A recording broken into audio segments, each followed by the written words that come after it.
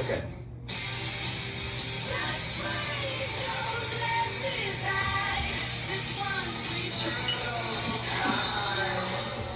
Ashes to ashes, dust to dust. Life is beautiful, so slay we must. Those were the immortal words of Kristen Doty, which she uttered last night after burning pieces of paper, right? Yeah, that was amazing. The full return of the Witches of WeHo. She brought her crystals. She had her whole little toolkit. She had something that she was going to shove up Sandoval's ass. Yeah, with she had a little jar of Vaseline, but Ariana said, no lube. Yeah, she said no lube, no spit. That thing goes up dry up his ass. Well, my name is Riley Hamilton. And I'm Amy Scarlotta. And this is Turtle Time. I am struggling today. I think I debated whether or not to tell our beautiful, wonderful listeners that you and I are not doing good today, because it's like, why are we not giving the people who listen our all? But yeah. we are going to try to give it our all, but we also have something that happened to us last night that caused pain today. Would you agree with that? We went hard. We went hard. For those of you who don't know everything that Amy and I do, last night we hosted, I'll call it what it was, hosted, thanks to our very good friend Eileen. She let us be able to host a Vanderpump Rules finale watch party at a beautiful bar called Junkyard Dog. Yes. Right in beautiful Silver Lake. That's right. Yeah, we pre-gamed watching the episode in utter silence at my apartment so that we could hear every word. And then we walked over to Junkyard Dog and watched it with a big group, and everyone was hooting and hollering. It was a blast. Yeah, it was best case scenario. I was so worried because we promoted it, and I thought, possibly it might be the biggest flop we've ever done in our lives, and maybe 6 people would show up. I was prepared for that. I was we'll get to talk to a few people. It'll be chill. All of our friends are there, whatever. And then it was packed to the gills. Packed to the gills, 99% capacity. Servers and bussers and the hostess and everybody were bending over backwards trying to account for the demand of this beautiful Bravo community that all gathered together. It was such a fun, beautiful night, better than I could have ever hoped for. Yeah, it was great. I think we're planning to do it again for the reunions, and I hope that Bravo sends their cameras, because they were featuring a few watch parties on Watch What Happens Live, and I'm like, but technically we will, the next time they will have a official rival at SUR. Yeah, let's talk about that, because, so first off, I just wanted to reiterate how beautiful it was, how vibrant and fun, everybody screaming. And then now we're going to do it, like you just said, all of the reunions at Junkyard Dog. Yeah. But competition-wise, SUR is apparently having their own official watch party. You pay $75. They load you up with a bunch of food. Did you know that it comes with food? I mean, who wants that? $75 worth of SUR food. And then I heard, the rumor is that they're not going to actually have TVs there. What? I'm just kidding. I feel like that's gonna happen a lot today. I'm like, what are you talking about? I'm just spreading slanderous gossip. Well, No, don't joke around. Yeah, SUR will for sure probably have TVs. SUR will for sure have some TVs for you to watch it. But if you want a non-paying, non-$75, no goat cheese balls experience, you can go to Junkyard Dog with us and watch it in pure joy with the most wonderful, beautiful people you've ever been around. Yeah, and it's a different neighborhood, a different side of town, so no one wants to go all the way over to SUR if they don't have to. Yeah, exactly right. So please, I hope if you want to have fun, go to Junkyard Dog with us. If not, go to SUR, and I won't be that mad. I understand. Yeah, let us know how it is. Maybe there'll be some fun cameos there. That's the one thing they do have, but then I was thinking for maybe cast members who are not so happy with Lisa right now, like maybe Kristen, or maybe Ariana's not so happy with Lisa right now. That's true. Maybe she'd want to come to a rival. That's right. We should have done it at Club TG. Oh, that'd be so fun. They would have come in immediately. Yeah. In 2 seconds. Hold for Sirens. No. That is, I don't know, I was gonna make a joke about somebody from the show, but no, I don't want to. Yeah. So anything, I mean, overall, Junkyard Dog was so beautiful, and we went live afterwards, and we were live for about 25 minutes, I think, and I don't really remember 1 minute of it. Did you get any good comments? I know that I thrust Jimmy upon the cameras because I didn't want to do it anymore. Oh, you didn't? I didn't know that was why. I didn't make any sense. Yeah, I kind of want to go back and watch that live just to see what the hell we were talking about. Like Megan was filming it and she heard her voice and she couldn't even listen to it again. I really wanted to see what that was like. I don't even remember what Jimmy said. Me either. He was just like, please let me go. I don't want to do this anymore. But yeah, that was so fun. I'm looking forward to the reunions. It's fun to just watch in a crowd for sure. It was even more fun than I remembered. It's just fun to scream and clap and laugh with a bunch of people. Yeah, we have someone posted an amazing clip on TikTok of when Sandoval comes into Raquel's apartment. The whole bar just booed and was like freaking out. It was so funny. Yeah, that was so great. Speaking of them, I did want to bring up a bit of business. According to, what was the news source? Was it TMZ or? Well, it was first reported on a website called The Messenger, which I think is like, I'm not exactly sure what it is, but then Page 6 picked up on The Messenger's reporting, and then everybody sort of just, snowballed after that, confirming that reporting, I guess. It says multiple sources confirm that Raquel has dipped out of the relationship because Sandoval is not the one for her. That's the language they used. Right. So Ariana is skeptical of it, not to get ahead of ourselves here, but Ariana says she's skeptical. So she thinks that they are still dating. I guess. In the mental health facility. Did you hear? I mean, I guess I just want to bring up one thing early, but that Raquel sends handwritten letters to Tom from the facility. I wish that Ariana would have opened them. I know. I mean, she's right to say that it's like illegal to open it, but it would have been so interesting to see what Raquel had scrawled. Do you think she uses like a pen with like a poofy like top? Yeah, and writes in pink ink and little doodles and stuff.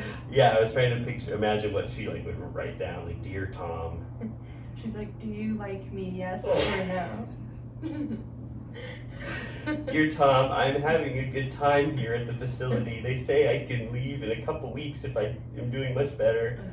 It's so dark. I do get afraid of I do hope she's getting the help she needs, because as the show progresses, the more I am convinced there's something truly wrong. Yeah, a producer used the word in that Variety article. They said Raquel is very childlike. Yeah, that was like the term for it, which I think is that's a polite way to put it. So yeah, I don't know. I feel like it was very convenient timing. I don't know if they thought, if they are technically broken up, that people won't be hard on them anymore or something. They thought it was an out. But why would they say they're broken up? Why would Raquel's people or team or herself say they're broken up and then actually continue on? Because then people just be like, wait, you're still dating. What's the point of that? Like, why would you say we're broken up and then 6 months later you see him at Musso and Frank's again? You're like, okay, I don't understand what happened here. I know, I don't get what games they're playing. It's weird. The whole thing was kind of strange how they went about it, so I don't even know what the logic is. Yeah, I mean, I guess you can't really credit them with any strategy, so it's possible that it is just fake and they are continuing to date. Right. So we don't know. I mean, I actually take it at face value. I mean, I do think their relationship was horrendous for the last 4 months or whatever. I mean, how bad could their relationship have been? She's been in a mental health facility for 2 months. Yeah. So I would imagine they probably are broken up, right? I don't know. I mean, were they even? What does that even mean? How together were they in the first place? You know what I mean? Well, they've never existed in a normal scenario. So, he has only been broken up. His relationship aligns with, there's no time that they haven't been either living in secrecy or living in utter humiliation. Right. I'm like, what was this relationship? But it's clear to me from the finale that they love each other, or or at the point where they can say they love each other, and they were the reason why they thought they could cheat and have this like messy situation with Ariana was because ultimately it was going to end with these two people who found love. That's what they were like. That's what they were preparing for. Like, this is pure love. I couldn't do anything about it. We're going to last forever. And then the backlash was so horrendous that they couldn't sustain that original promise to each other, right? They didn't know that Bravo fans have been locked up during COVID just waiting for something like this to happen so we can turn into wild banshees and just run around screaming. That sums up exactly what's been going on for the last 3 months. The Bravo banshees just were released on Earth to go nuts. We've been waiting for something like this. The banshees of Bravo cheering. That's the best I can do. Banshees of Bravo Sheeran. One of my favorite movies of all time. I love that. I was just going to ask, what are some moments from Tom and Raquel's, because I know we're mourning the loss of their relationship, what are some moments you really liked from their relationship, just to end on a positive note for them? Hated every second of it. I'm not going to go that far. I liked, let me see, well, that Musso and Frank's dinner that I saw on TMZ looked like they probably had a little bit of fun. They ordered a lot of oysters. It was right after the reunion, so they were probably like in a, negative headspace because they had just been yelled at for 8 hours or 12 hours. When do you think they made that reservation? I think they made it in the morning. Tom called. It said, I'd like, he was like, I'd like to reserve, a table for 2. My name is Tom Sandoval. I'll be with Raquel. And then the host went to the maitre d' and was like, can you believe Tom Sandoval made a reservation for 2? Wait, was that Musso or Frank? I can't believe. It was Musso to Frank. That was Musso to Frank. Yeah. For those of you who don't know Musso Frank's, it's an iconic establishment. It's in every beautiful movie when they want to encapsulate old Hollywood. It's when Charlie Chaplin used to sit there. They have a Charlie Chaplin booth. They have an old style phone booth that you can go in and pretend you're like Clark Gable calling up somebody, you know what I'm talking about? The studio, yeah. A little bit. So there, just to end this premise that I brought up, there's nothing you want to mourn from the Raquel and Tom Sandoval. There are no moments that you thought they were doing good. No. What about at the apartment? I hated that. We'll get into it, but that was some fucked up shit. There wasn't anything like kind of cute, they said? Disgusting. Well, I didn't have high hopes for the relationship. I didn't love what I saw this episode from them. And I guess I never knew that they were in a relationship for sure, besides that Musso and Frank's dinner or whatever. So it was over before it even started for me. I couldn't even wrap my head around it. For sure. I think we should just get into the episode because so much happens in it, but I'll just preface it by saying Tom Sandoval fucked up in so many ways. He just, on top of what he did being so horrific, the way he handled it is almost worse. Yes. Yeah, the worst way to handle it. Schwartz really summarized it best. He was like, you had a game plan. What does he say? I have it in my notes. You had a game plan, and you did not execute it or something? Like, I don't know. Like, Sandoval's game plan was like, it was to break up with Ariana, I guess, much earlier, right? Even though Schwartz said he was sort of waffling, and he was like, oh, I'm going to break up with her. Oh, I actually do love her. I'm still pretty confused about a lot of that, like, timeline, because it's all very confusing, because they're flipping back and forth on, how they decide to talk about it, the Schwartz of it all, of what he knew, when he knew, how much he participated. I'm still, like, trying to make sense of it, because I don't think it's very clear. No. So, hopefully we can get to the bottom of this, but I don't know if we have all the information we need yet. Maybe the reunion will help us, but yeah, for sure. What were we saying? Just you're exactly right. Like Yeah, he had a plan, and no one could have botched it worse than him in every way. He's just an idiot. Like, oh my god. Yeah, all right, let's just go into it because it's nonstop. So we were sort of wondering, or I was wondering, how they were going to start this unprecedented episode because they've never done this before. Gone back, filmed a full new episode with new content 6 months later or whatever. So I was like, how the hell are they going to start this episode? Like, it's going to be like a little title card or sort of like the Star Wars crawl. Yeah. But it was fun how they did What they did was actually perfect. Like, we didn't even predict it for some reason, but it did start with New York City, March 1st, 2023, which is fun. And then it's Watch What Happens Live, which technically, I think they did a good job of the timelines that were, because when you explain it to people, there's so many details. Like, you're like, okay, so Tom was having a show at Tom Tom, Ariana was there, so-and-so was there, da-da-da, but Sheena and Raquel were in New York at the same exact time.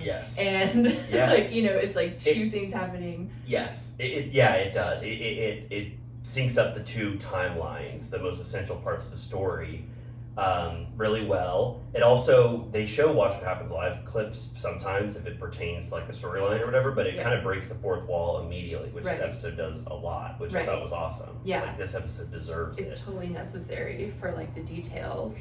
So they show Andy Cohen introducing Raquel and Sheena. And he says it's International Women's Month, right? So I'm celebrating with two wonderful women.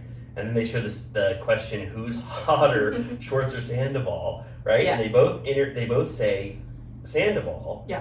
Which they're both, Sheena and Andy are shocked by. And then Raquel gives this face that they freeze on where I'm really confused. She looks like mad. Confused? Confused. Not the right face for the reaction. Like, I don't know what it was, but anyway. So that was our first clue. Yeah, something was off. And then they show Tom Sandoval and Ariana in their respective interviews sitting down, and the producer's like, are you ready to talk about this? And they're both like, no. Do you think that they were actually in the same room at the same time and they just pretended like it was two different halves of the screen? They were facing each other. They do a classic, are you ready to talk about this? No, at the same time. I love that, like, the interviews in this episode, even though it's additional, you know, it's new footage and it's specifically about this event, they still gave them their little cocktails on the side. You know? That was cool. Like, so Did funny. You see what they were drinking? I never looked at those. I think, I'm trying to remember, I want to say Sandoval's was like a espresso martini or something like that. I don't remember. Despite having watched this episode 3 times. But yeah, they set the scene of the Tom Tom show. Ariana says that it was women's intuition that made her check his phone. So this is the part that we know best. I mean, the world knows this timeline pretty well now, but we especially know this because when they're talking about Tom Tom, we're talking about March 1st. We were there. We were there at the start of it. We know this whole chain of events. The one thing they keep not saying is that I think it was Kristen who gave Ariana Tom's phone for safekeeping. Hasn't she said that? She didn't want, because she said on a podcast there were random fans running around and she didn't want somebody to take his phone. Like, she's talking about us. Right. You know? I think that she was saying because Ariana disappeared, which I can confirm she was all of a sudden totally gone. Right. And I guess she just left all of her shit behind when she fled. So I think Kristen put her Ariana's stuff in safekeeping. Okay, so she gave she got Ariana's stuff safe. Someone else handed Ariana the phone. Like one of his band members or something. And I can't believe they were screaming outside of Tom's. Like, I assumed. I thought they just she's like, we have to leave now. Right. But they had a full blown, it sounds like a knockout, drag out fight. I know. I can confirm that, like, she was saying that Tom was very concerned about people seeing them fight. That was his biggest concern, he's like, we can't do this here or whatever. And I can confirm they were gone immediately. Like, we just never saw them again. They just left. It was like the show ended and I don't think he was around for much more than like 10 minutes after the show. I saw him, you know, he was going behind the bar and like hanging out with people a little bit, but yeah, at a certain point, I just never saw him again. He was so busy that day because of the band and the watch party and everything that he could not delete this FaceTime video, which they didn't say it because I think that's like libelous or whatever. They don't want to talk about like revenge porn or whatever, you know, but that is I think it's pretty clear that is what it was, right? A mutual masturbation video that he was doing at Schwartz's apartment. Yeah, I had a question about that. So he comes over to Schwartz's house, they crack open a couple Coors Lights or whatever, and then do you think Tom just Sandoval said, hey, I'm gonna go to the bathroom for a second? And then he called up Raquel. In there for like an hour. Hey buddy, are you coming out anytime soon? Do you think that's what happened? Maybe he just did it like on the couch with Schwartz there. So he's just like, hey, Schwartz, do you mind? You're already in on this thing fully. Do you mind You've seen it all. Yeah. Do you mind if I masturbate on your couch with Raquel? No, that was insane. That was a crazy detail. Yeah, something that I couldn't have even fathomed.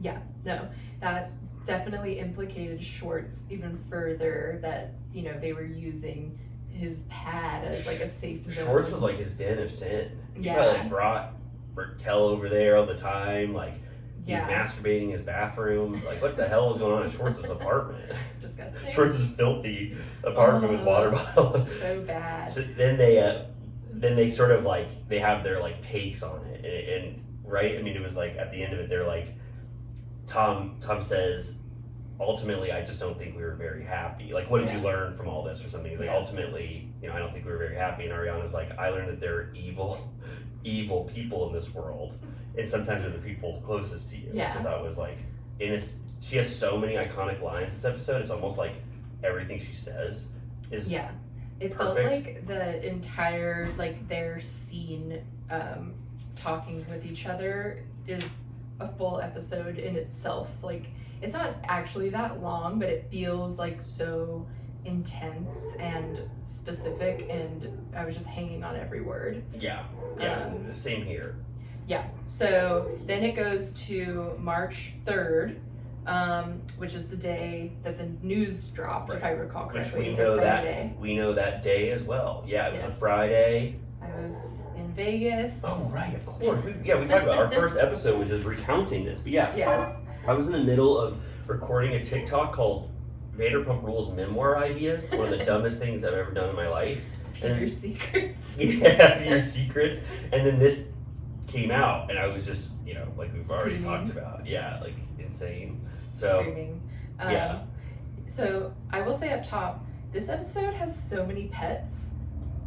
It does? There's like a pet in every scene. Mr. Banks, Maya, I saw for sure. Yeah, Lala's dog, she's feeding sausage. Oh, right. Gordo's humping a stuffed You're animal. right. And then he has another scene with his dog too going, there's Yeah. nothing about this little guy I don't like. Yeah. Yeah, there was a lot of pets. And then they show Ariana's cat also. Wow. And I was just like, everybody. Graham has an iconic scene. Yeah.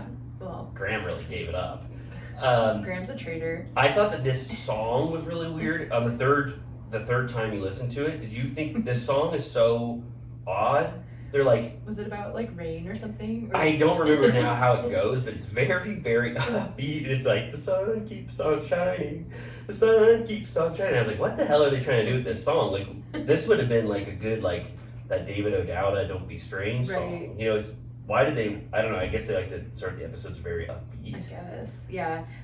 It did bring me right back of like, it's that rainy period that it rained for like a month straight at that point. So it felt nice to be reminded of that time, as Lisa said, it sets the tone or whatever. And it never rains on Vanderpump Rules. Yeah, because they don't make it that far. Yeah. And then, so it does that little intro, and then we get to Ariana and Tom's house. She's devastated. She looks like someone after a death in the family. Yeah. She just looks so, like, upset. And her friend is there just, like, kissing her, like, so sweetly. Yeah, and a not usually on camera friend. Yeah, So yeah, she there's, brought like, in someone the real people. Yeah, someone there with her, and it's just, like, the fact that they have to be in the same house is such an underrated. I mean, people talk about it all the time, but it's such an underrated aspect of this. Like, he's in the house with He's her. like scooting by in the kitchen. He's wearing like AirPods and like sandals, and he's just like doo, doo, doo, doo, doo. What do you think he was listening to? Probably our podcast. No, it didn't exist yet. Oh, oh, I wish he was though. Do you think he just had to wait a couple more weeks? Then he comes down and then he says, you know, already I was like, whoa, this is one of the most iconic scenes from the trailer. We're getting it right now, already, immediately. Yeah. Before that, they start talking. She says to her friend that she's becoming indifferent and that he gives her the ick, and then it shows him like looking at himself in the mirror. He's like combing his mustache or something. Like. And then she says she's drinking like a bottle of champagne that's from Napa Valley, and she says that they got it on one of their first trips as a couple. And I was wondering, at first I was like, is that the NASCAR trip? But I guess that was later, right? Because he talks about them not having sex on the NASCAR trip. Yeah. They show a screenshot or whatever of them, a photo of them, and it's like when Tom Sandoval had really long hair, right? And it was like tied up in a bun. I don't know. I didn't know when that was. Well, I was like, maybe that's their thing. And then they went back for the NASCAR thing, but that's what I thought of. That's sort of the well-established Vanderpump Rules trope of like drinking something, you know, like Saucy drinking Jack's champagne, right? Way, you know what I mean? Like a revenge drink. Like, it's mine now. But yeah, so he's in the kitchen, he's about to sit down, he's like, do you want anything? She says, for you to die. And actually in this setting, it's so much less dramatic than the trailer. It's just like, it's very matter of fact, and just she's just like, I hate you. But in the trailer it's like, for you to die. Yeah, I know, because they have the music, they end on that. She goes, for you to die, and then it's like, to see this in the context of the scene now, he goes, well, that's inevitable, which I thought was kind of funny. And then she's like, what did she say? Like, she goes, how was Raquel's last night? Mm-hmm. And he goes, I wasn't at Raquel's, I was at Schwartz's. And then she goes, well, you were doing mutual masturbation at Schwartz's this whole time, so that doesn't mean anything. Yeah, and then he gets himself a squirt. Yes. Which I wrote down every time he had a squirt. There was like 5 times. This was the first time I ever saw him with a squirt, because it was in that mid-season trailer. Yeah. And so I'd never seen him with one before, but now we know it's part of his midlife crisis. Something changed. I mean, I don't think it's a coincidence that he started drinking squirt and then diet squirt, and this all happened around the same time. I mean, that's just that can't be a coincidence. You should look into that on a molecular level. He really hated turning 40. Yeah, which it's funny because I feel like there's been such a conversation online about him lying about his age or whatever, and now it's like, well, he said it out loud. He's older than 40. Right. So he's saying he's 41. I'm assuming he had a birthday already. Yeah. No. He might even be 42. Because I don't know. But 40 hit him like a ton of bricks. Yeah. I'm hoping I don't have a 40 crisis. I'm coming up in 3 years on the 40 zone, and I just do not want to act like Tom Sandoval when I'm 40. Yeah, maybe you should start drinking squirt now. I was just going to say, I don't mind starting a squirt journey at 40. I can make that my drink of choice, but I do not want to do some of the things he's done in his life. No. He literally says he's 39. Okay. Megan just gave us an update that Tom Sandoval's Wikipedia says that he's 39. And every article about him, like page 6 or whatever they reported on him, they say he's 39. And he's been 39 for like 4 years. I think he is 42. His birthday's in July, so I think he must be turning 42. His birthday's in July, so I don't know what we're going to be doing for his birthday, but we'll let you guys know tentative plans in July. Yes. We already said that we're going to have a house party at James's house if he moves in July. Oh, yeah, because he has a pool. I don't think Sandoval will want to go to James's house. You know, never say never. They're going to be they're going to be filming James's new beautiful house. Yeah. So when we get invited to that, there's a chance that they will be filming, and maybe, I don't know if we want to be the people who bridges the gap to get Sandoval there. Yeah. We probably don't want that responsibility, yeah, right? That's intense. I don't know, maybe who would do that? I bet Jax. Ooh. Yeah, maybe at See You Next Tuesday.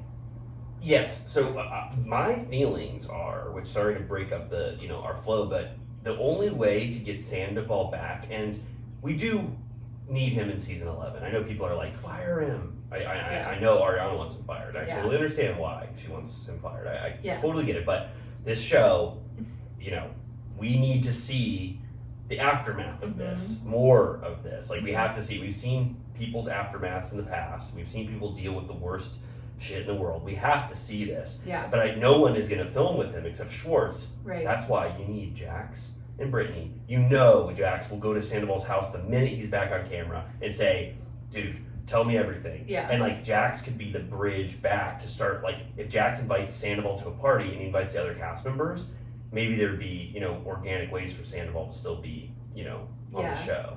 I know Jax, he always hates Sandoval, but I think if the producers are like, that's your role, we need you to, get the guys together again. He would do it in 2 seconds. He would love to have the superiority over Sandoval now and have Sandoval come to him hat in hand, and then Jax gets to lord over him finally. Yeah. So. Yeah, that would be very interesting. I was just going to ask, when you said, Ariana says Sandoval gives her the ick. Yeah. That makes sense, right? Yeah. She's finally turned the corner and is like, oh, you suck so bad. You're not cool at all. You're a liar, and I'm not impressed anymore. Yeah. Yes. The way she views him now, like, I can't see Sandoval in the way I ever saw him previously. Yeah. Ever again, I don't think. Well, it's crazy. We'll get into the details, but she, I think some of it's on Watch What Happens Live and some of it was on the episode, but she essentially cops to the fact that, she defended him about everything, including Miami Girl. I was stunned by that. Because he says to Sheena, I'm jumping ahead, but she's known the whole time the truth about that situation. Which Ariana confirms, yeah, he told me, but we weren't exclusive yet, so I didn't want everyone to think the worst of him, so we just lied. And I feel like there's so many things, like, they did that to Kristen. Yeah. They did that. Like, I think there are so many things that she was just publicly defending him on that, of course that's why she feels even worse now that, she was made to look a fool, because she's like, I went along with you this whole time to try and make you look good, and then like you make me look like an asshole. But it's interesting that she's been privy to his behavior in so many different ways, and she still was cool with it. The Miami Girl revelation to me was shocking. I just watched Watch What Happens Live this morning, and I was like stunned. I was like, oh, he actually had sex with Miami Girl. I didn't think he did. Yeah. I believed him. So that, like, good liar theory is actually true. He was lying his ass off when he was like, you were there, Jax? Where were you? Like, when he said that Jax wasn't in the room there, and like he could, like, I actually believed it. And the way Ariana and him laughed at Miami Girl and laughed when she said, like, that his penis was 4.5 inches, you remember? Like, I can't believe that they just lied their way through that. Yeah, it's insane. Yet again, Jax, he always spills the tea. So Jax actually was in the room. Like, he was in the room while Sandoval was making love to Miami Girl. I'm still kind of shocked by that. I can't believe it was actually true. Yeah, yet again, Kristen is vindicated. Kristen, this was such an amazing episode for Kristen. I mean, if this doesn't get her back on season 11, I don't know. I won't know what to think. I mean, it was so powerful. We'll get to that. We'll get to that. Okay, so back to their intense conversation. He's basically saying, she's like, why don't you just apologize? You still haven't apologized for what you've done. And he essentially says that she gets mad when he apologizes. Which the whole episode keeps being like, making the onus on everyone else of just like, well, you didn't seem like you wanted to know that I was cheating, or like, I tried to break up with you, but you wouldn't let me. Or when I said I was going to Schwartz's, why didn't you just follow me there and, and figure it out? It was like he has the craziest excuses for like how she should have found out that he was cheating on her when she just trusted him. Yeah. She took his, his loyalty to her for granted completely. Right. She says, she loved him when he had nothing. She's like, you were wearing skinny jeans and combat boots. You drove a 1997 Honda Civic. She's like, you just want someone to gas you up. And then she says that Raquel is searching for identity in men. Yeah. She has none of her own. Yeah. And I thought that was interesting. Me too. And I mean, it strikes true to me that is the case, because I really don't know who Raquel is independent from her like seeking Schwartz or seeking Sandoval, or when she was in a relationship with James. Right. Like, I don't see this like a vibrant personality on her own. Right. So I think that Ariana's definitely right about that. I saw a clip of Andy on a podcast talking about, how far Raquel has come. Just a few seasons ago, she was just having a puppy party that no one wanted to come to. She didn't have that much to say. She wasn't much of a character. Cut to this season, has a love triangle with the two main characters. Andy called them principals. Oh, yeah, principal. And that she had become a principal. And so I'm like, okay, that's good lingo. Now we know. Yeah, when did he say that? He was on a podcast.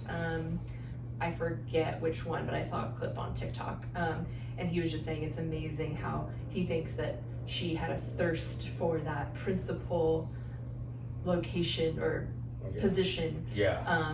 And that she was overwhelmed by the need to rise through the ranks. And so that's why she was so committed to like the Schwartz thing. Yeah. And was so interested in possibly having a relationship with Sandoval. Yeah, I mean, honestly, for how much we talk about that she's an idiot or whatever, she did that.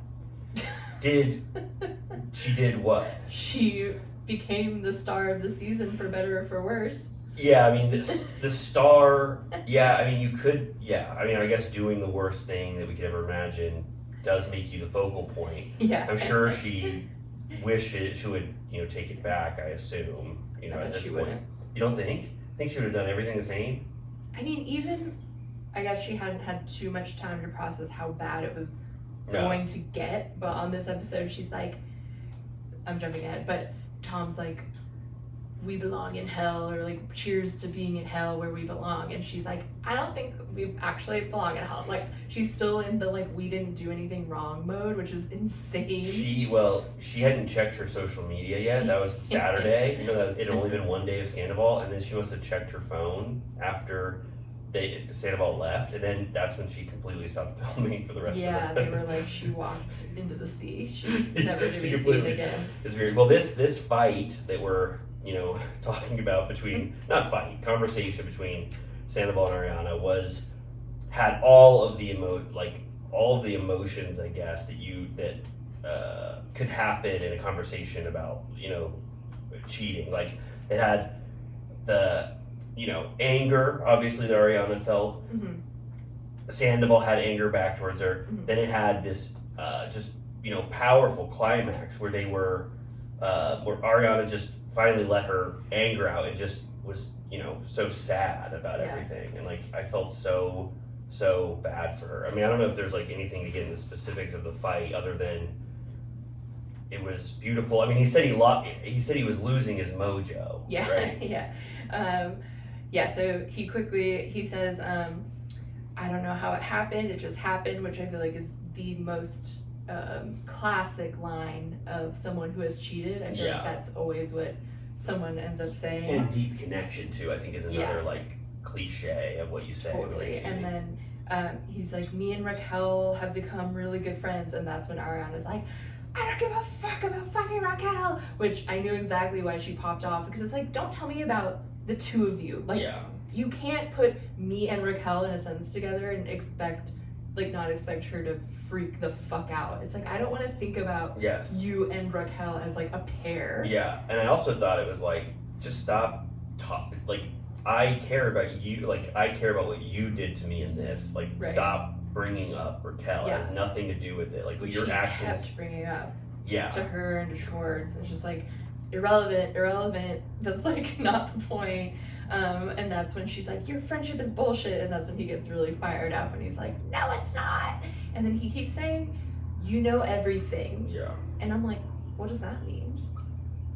He has been so offended these last 5 years or however long he's saying it that Ariana does not respect his takes on things. The man with the most takes in the world who wants to have an opinion on everything and provide words of wisdom to everyone. Ariana has not found any of those gems to have merit. So I think he's condemning her holier than thou attitude towards him. You know everything, like Sandoval knows nothing, and he says it again. Like this episode, it's like he doesn't feel respected. Ariana is smarter than him. You know, I think that's just like that's like an objective truth, right? Yeah. And so he just really fell for someone. She says it right. She's like, you need someone to gas you up. You got a little bit of money. I like when she said that. You got a little bar. Yeah. You got a little band. Yeah. And now you need someone who's going to treat you like a king or whatever, which is exactly true. Yeah. Exactly right. Yeah. And then, he, like you said, I lost all my mojo, which is such a funny thing to say. Yeah. And then he said, once I turned 40, I was like, this can't be the rest of my life. And she keeps like taunting him throughout. Like, she's like, get your mojo back, fuck my friend, fuck my friend. Yeah, like she really got him. And he's trying to say his thing again of, I can count the number of times you've apologized in the last few months on one hand. And she's like, the last few months? She's like, you've been fucking Raquel for the last few months, so what the fuck are you talking about? And what did she have to apologize for in the last months? Is Ariana doing things that like really offend him? I mean, I guess when she doesn't stick up for him when he's like trying to fight with Katie's mom. Right. You know, like what? Yeah. What does she have to apologize? It felt irrelevant and canned because he has already said that exact sentence. Yeah. He doesn't want to tell Ariana that he's in love with Raquel, like, because he knows, that would like hurt her so much. He's not trying to like hurt her horribly, but the thing he's keeping in his back pocket through this whole conversation is that this is born out of love. I mean, he says deep connection or whatever. He's trying to justify it, but I don't think he's saying specifically like Raquel and I are going to continue a relationship and we're in love. He's like kind of steering the conversation around that fact. Yeah, he says at one point, like, it wasn't about fucking, it was about a connection, which is also like, dude, I don't want to know. And then she's like, when are you gonna see her again? And he immediately answers, tomorrow. It's like, can you lie? Like, what's wrong with you? But she says that. Yeah. She's like, are you gonna hug and kiss? And he's like, I don't know. Yeah, he's keeping it a little aloof. He's like, I don't know if we're gonna hug and kiss. Like, just say no, you fucking idiot. Like, what's wrong with you? He's in love brain or whatever, like he's fully thinks this Raquel relationship is the best thing that's ever happened to him. He's trying to, I honestly don't know, like, he does cry here, he starts to break down, which anybody would, the way, like, I thought it was so sad. Like, Ariana stops being angry, and she's just like, I would have followed you anywhere. Yeah, that was really sad. Like, so sad, and that does break him down, but I feel like he is so over the relationship in his head, and he's already moved on emotionally to Raquel that it didn't even actually impact him as much as it should have, hearing that from him. But she says, what did she say? You're worth nothing. Yeah. Remember those words. Remember that I told you that. Yeah. The person, what did she say? Like, the person who loved you. Yeah. And she said I regret ever loving you. Yes. Any last words before we never speak again? Probably, I already said it, but I think that's like the most like poetic, powerful end to a conversation I've ever heard. Yeah. I think it's when she says you're worth nothing, he gulps. And it's like, This Tom Sandoval audibly gulped.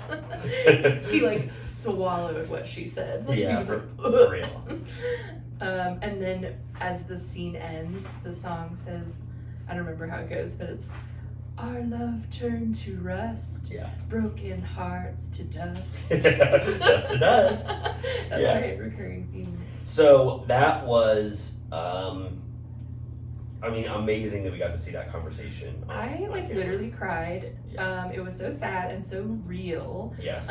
It was giving indie drama. Mhm. Like I was like, I want to see this movie. I love movies like that. Yeah, it was giving all stages of grief too. Yeah. That's what I was trying to say earlier when I couldn't Like, say anything, Oscars but it was like, all around. yeah, it was, yeah. It was just Ariana couldn't be said more. How she handled herself in that conversation was just like amazing. Yeah, and it's insane that seeing how wrong it felt that he was in the house that day, knowing that they're still sharing the house today in May. Right. I know. Yeah, it's so wild. I mean, they're like, they're still living together as of now. Yeah. Yeah. So I assume that because Ariana said on What Happens Live they don't speak at all. They always have a go They between. need to do a summer house style camera, God. and they're right They now. should. Yeah. Would watch, would subscribe. Oh, for sure. Are you kidding? That'd be the. But I assume that, he's touring, she's Mhm. working a lot, so I Mhm. assume they're just never home anyways. Yeah. But yeah, so then we get to Schwartz's apartment. We see Butters, or Butcher, we can never decide what his name is, but Sandoval comes over, and Schwartz gave me a lull. He said, look who it is, the most reviled man in America. He gave me 10 laugh out louds this episode. I know. He's funny. I know Schwartz is in the doghouse, but when Sandoval comes in and Schwartz says, "There he is, the most reviled man in America," I was like, "Wow, that is amazing." He has a way with words.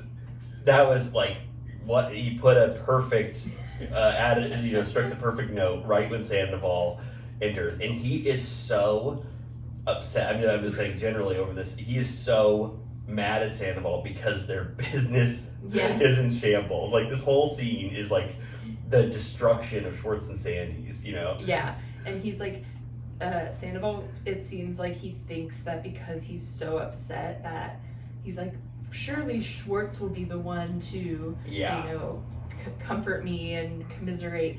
And he's giving him a hug, but Schwartz is like so over it. Like he clearly is like, all right, can we wrap this up? I don't really want to hug you while you're crying. I feel like the only one that maybe would possibly be willing to do that is like Sandoval's mom or like Raquel herself. But. So what do you think about that level of emotion? Like, he definitely, if he was emotional during the Ariana conversation, like at a 4 out of 10, he brought a 7 or an 8 out of 10 to Schwartz. Do you think, is there some, is he being a little manipulative there, being a little performative, do you think? Maybe, yeah. And then he did it like to a level 10 at Lisa. I know, I was saving it. Yeah, I wanted we'll to get there. I wanted to make room on that dial for the Lisa one, That which was like. was nuts. So Schwartz is like comforting, but like you said, he's kind of like, dude, you fucked up really bad. Like this is very bad. I don't think Sandoval has really seen social media at this point either. Right. And Schwartz is like, dude, it's bad. 4.8 stars on Yelp to 1 star in a day. Yeah. I wrote down Schwartz has the ick.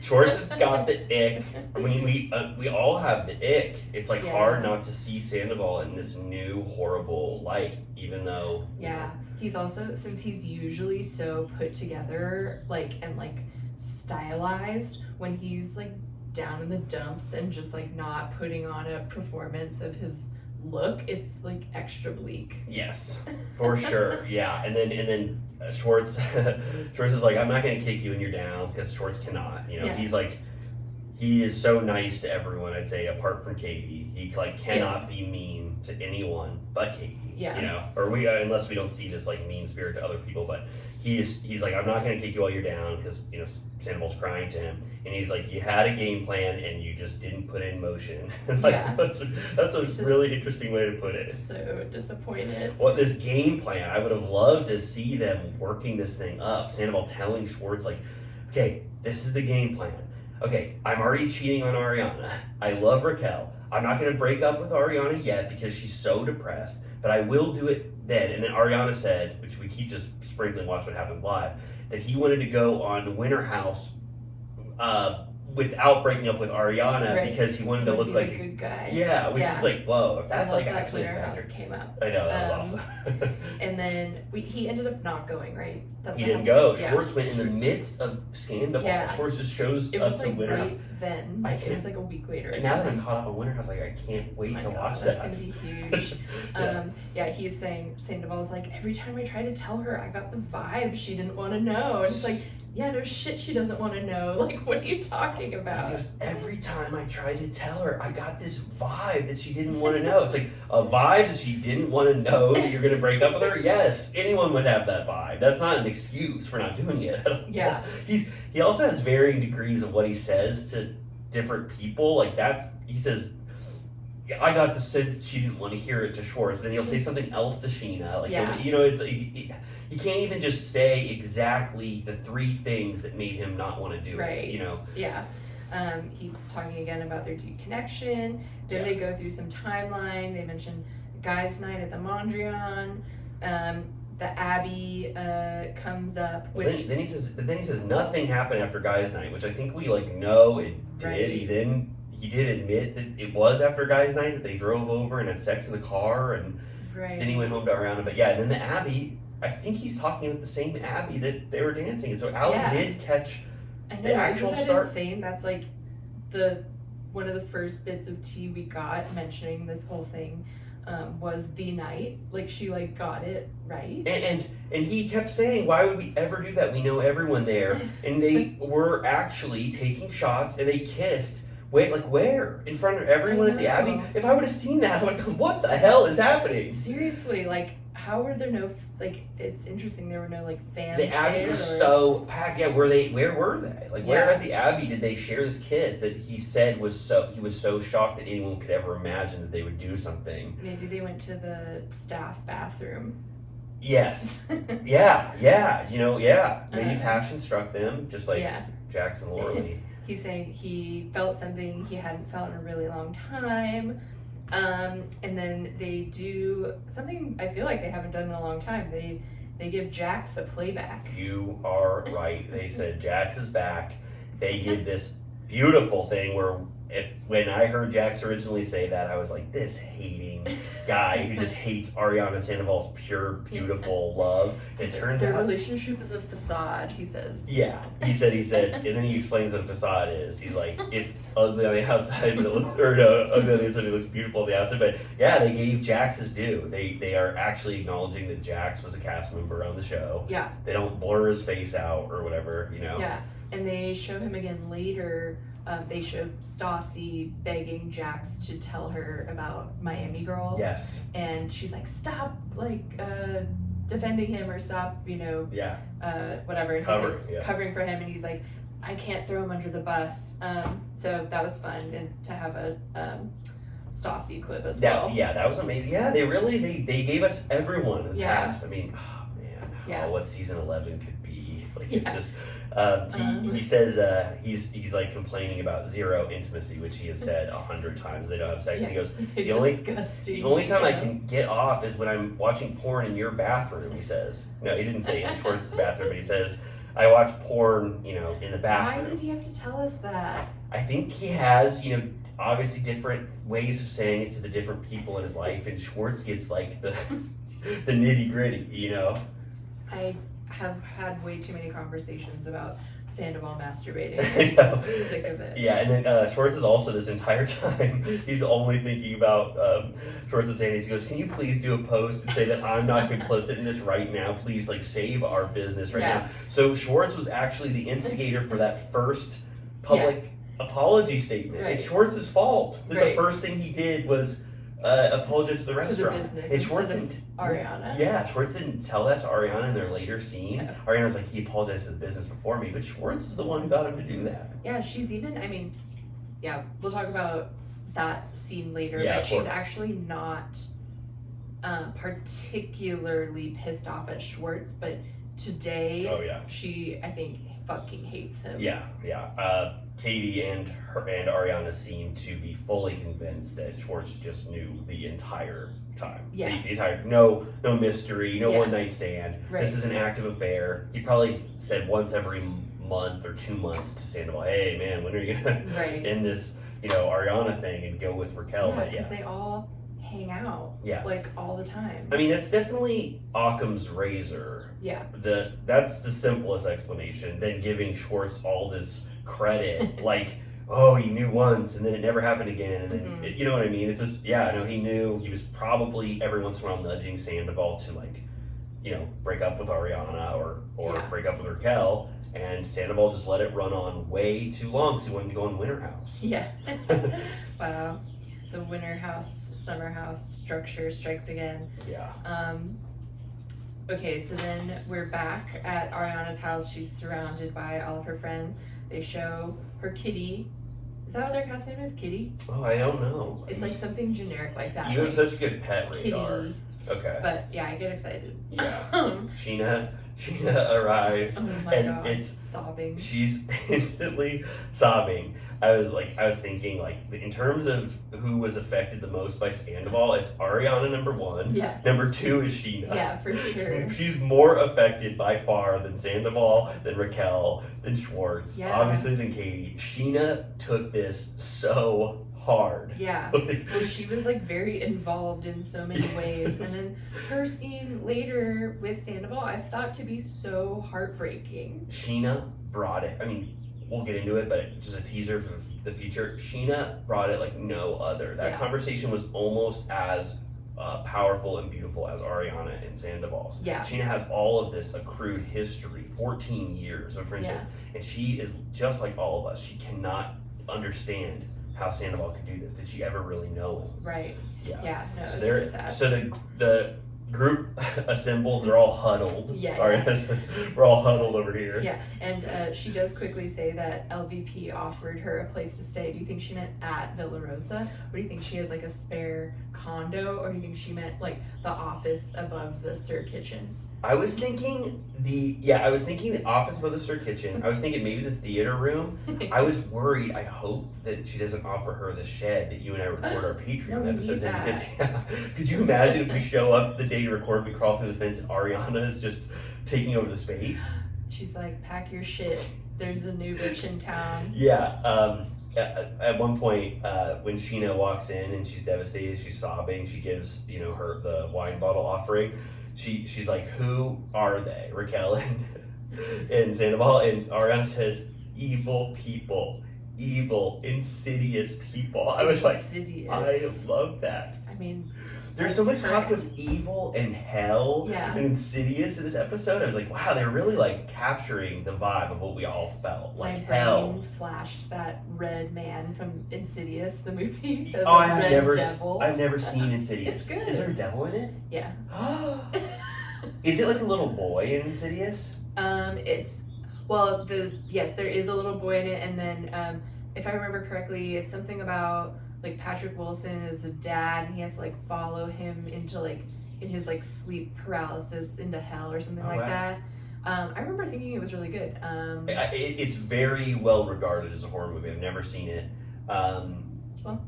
Yeah, We should watch it. but I was just thinking, I like Patrick Wilson. Me too. I think he's really underrated. I love the movie Little Children. And if Uh-huh. he put on a mustache and put on a black wig, and there was ever a movie Tom about Sandoval. Tom Sandoval, then I think Patrick Wilson would do okay. But he's too good of a singer. Who? Patrick So he Wilson. couldn't recreate bad Well, maybe singing? he could. Is Patrick Wilson a good singer? He's like a Broadway What? actor. Yeah, I love Patrick Wilson. me too. He has He's like hidden the depth. number one hottie for me. So, but wait, you don't agree with me that if he had a Well, mustache? maybe because if he has black- the vocal range, he can Yes. do an impression of Good- Sandoval's vocals. Good singers, I think, can fake bad sing. Yeah. Bad singers can't fake Mhm. good singing, or else they'd be doing it all the time. All right. Well, maybe. You don't think Patrick Wilson would be good as Sandoval? Probably not. Wait, that's a good Watch What Happens live. What do they do? Clubhouse theater, when they have someone. They put on like a shitty wig and read a scene. Yeah. I wonder if he's done that. He's been on the show before. Patrick Wilson has? I think so. Amazing. We Have you ever should seen the movie Little Children? Yeah. One of the best movies, in my opinion. Is that who directed that? Our favorite man, the Tar Man. The Tar Man. I know his name. And Todd Field. Yep. Yep. Yes. Yeah. Remember what happened to Jackie Earle Haley? That wonderful man who's in Little Children. He was in Watchmen, which is like, and Patrick Wilson's in Watchmen, right? This is yes. He plays that one guy in it. Yes. They show his butt. Jackie Earle. Oh, and they have that sex scene with him and that whatever that person's name is. This is such a tangent. I'm like, did you guys like our Jackie Earle Haley minute? What the hell happened? Nominated? What the hell happened to Jackie Earle Haley? Where'd he go? If you guys don't know Jackie Earle Haley, look him up and watch Little Children and tell me, please, if you think Patrick Wilson with black hair and a mustache could play a little older Sandoval. He could play 40. Or you think he's 50, he's old. He's a little older, but whatever. Okay. Hey, you know who he's married to? Wait, do you watch Succession? Oh, yeah, hell yes I do. Let's talk about the Succession minute. No, I love it. Only 2 episodes You remaining. think Jeremy Strong with a mustache and black hair? Ooh, that could be good. He would do, he could do it. He's method. He would have like that look in his eye. The Wait. Devilish. Jeremy Strong could be Sandoval in 2 seconds. Yeah, that would be good. Better than Patrick Wilson? It would be probably more interesting. Yes. It depends what we're going for. Patrick Wilson's a little more camp, Patrick Wilson is more camp. but Jeremy Strong would bring it. He'd be yeah, studying. it would be an emotional core. He would have already watched 10 seasons. The minute he was offered the role, he would have watched 10 seasons of Vanderpump Rules to He'd prepare. be like, this makes sense dramaturgically. Dramaturgically, I want to play this man. He would be at Sandoval's house studying him. Anyway, we don't have to just talk about this hypothetical movie that Amy and I are writing. But Patrick Wilson is married to, is her name Paulina? The like PR woman that's always with like Jerry and everybody on the plane. You know, I'll admit, I don't know who that is. She's the woman, she's on the plane when, spoiler, you know what happens on the plane. Oh, yeah. The woman that's like, we need to draft up a response. Oh, he's married to her? Yeah. So everything we're talking about, except how Vanderpump Rules is connected in any way, everything Patrick Wilson and Succession related is related. Yes. But this has absolutely no merit to Vanderpump Rules. We couldn't be on more of a tangent right now. Like I'm like lost and there's no way home. There's no breadcrumbs for us to return. Has anyone ever come up with a good answer yet of who would play Sandoval in like the Lifetime movie? I haven't. Timothy Chalamet's too young. I mean, I don't think that's Timothy who Chalamet would could want bring it. Yeah, to play him. I don't think Chalamet could bring it either. I don't think he could capture Yeah, he Sandoval's has too much joie de vivre. Yeah. It needs to be someone like a little like sadder. Who the hell? Well, let us know. I mean, whatever on Instagram or TikTok, let us know who you think actually should be Tom Sandoval. I'm sure it's already been discussed, but Yeah. Patrick Wilson, Jeremy Strong, any of those? All right. I'm into it. Yeah. Okay. So where the hell were we in this episode? Okay. Evil people, evil, These are- evil, insidious. People. Ariana goes, these are evil people, evil, insidious people. And Yeah. Sheena really puts it into perspective for a second. She goes, it's not just like an oops, we kissed on acid at Coachella, which is like, okay, So yeah. specific. That's in the realm, like, that's exactly what That Brock seems like did. something happened before. Brock was blindfolded at Coachella on acid, and he accidentally kissed, like, Sheena's friend or something. Yeah, it's so funny thinking about, again, we always talk about how drugs are just like the unspoken additional character They on the moved show. out of their coke era, and now it's like mushrooms and acid era. Yeah, they're into like party drugs. Yeah. But it's funny, like I can't imagine Sheena doing acid or Molly or mushrooms or anything, but I think that she does. I was gonna say I don't think she does. You don't think she does? She does not Maybe strike not me as after someone. being a mommy. Yeah, she doesn't strike me as someone who wants to be out of control. Like would trust herself to be mind altered, in my opinion. Yeah. I mean, besides drinking. But if Sheena's a secret mushroom taker, like she's like I dropping. almost said mushroom head. If she's a mushroom, if she's secretly dropping capsules of mushrooms every day, I would be so shocked. And Maybe she microdoses. She could. I don't even imagine Sheena is like a weed smoker. Yeah, I know. Well, that's a question we can ask. Who? Sheena. When? When we see her. Sheena, do you do mushrooms? Like we like asked this personal question about her drug use, but then Katie arrives. I loved it. I was like, this is so amazing. The whole time I'm watching this episode, I'm just like, I am so shocked this is real. That was the big guns. It's like, it feels very much like we won a prize and they made like a mega version. It's like the Super Bowl episode. You're exactly right. That's what it is. Never have we gotten something like this, a full episode dedicated to all we want to know about that was filmed afterwards. Like, it's just amazing. And we didn't even have to wait that long. No, every scene was powerful, and they left us enough drama in between to keep us satiated for the Banshees. Yeah. You know? I did like the Sheena's like, I think we can agree to put our beef aside for the day. Sheena, that was iconic of Sheena. She offers her a huge glass of wine and goes, I think we can agree to put our shit away. And then Katie admits that they haven't seen each other since Sheena's wedding, 7 months or something. So then we start getting into timeline. Mm-hmm. So it turns out that the sex video was recorded the night before the Tom Tom concert. Yep. He Sandoval's like, if you'll excuse me, Schwartz, I'd like to use your restroom. And then he hears the sound of a mutual masturbation session in his bathroom. Disgusting. Wait, I think we kind of already touched on this, but I'm obsessed that he was like, I would normally delete something like that. Yeah. Like, thanks for telling us. Yeah, we breezed over that. That was an ironically funny line that he didn't think was funny in any way, but he's like, I normally would delete a sex video that I recorded. Yeah. Do you think if we're believing the theory that Schwartz fully knows, then I guess he doesn't even have to be that discreet at Schwartz's apartment. Right. It's basically a place where he can go free zone, do whatever he wants. International waters. And then maybe Schwartz is so appalled because he's just like, hey, our business can't go down in flames because of both of us. We need one clear conscience, innocent person, even though he is complicit in this whole thing. But they have a strategy where it's like, okay, we can still support Schwartz. Yeah. I keep seeing stuff online about that Schwartz and Sandy's is failing as a business and they don't make any money. Do you think that's true? Well, here's what I'll say. We've been there multiple times. I've been there multiple times. I've seen it packed to the gills. Mm-hmm. I've seen it 99% capacity.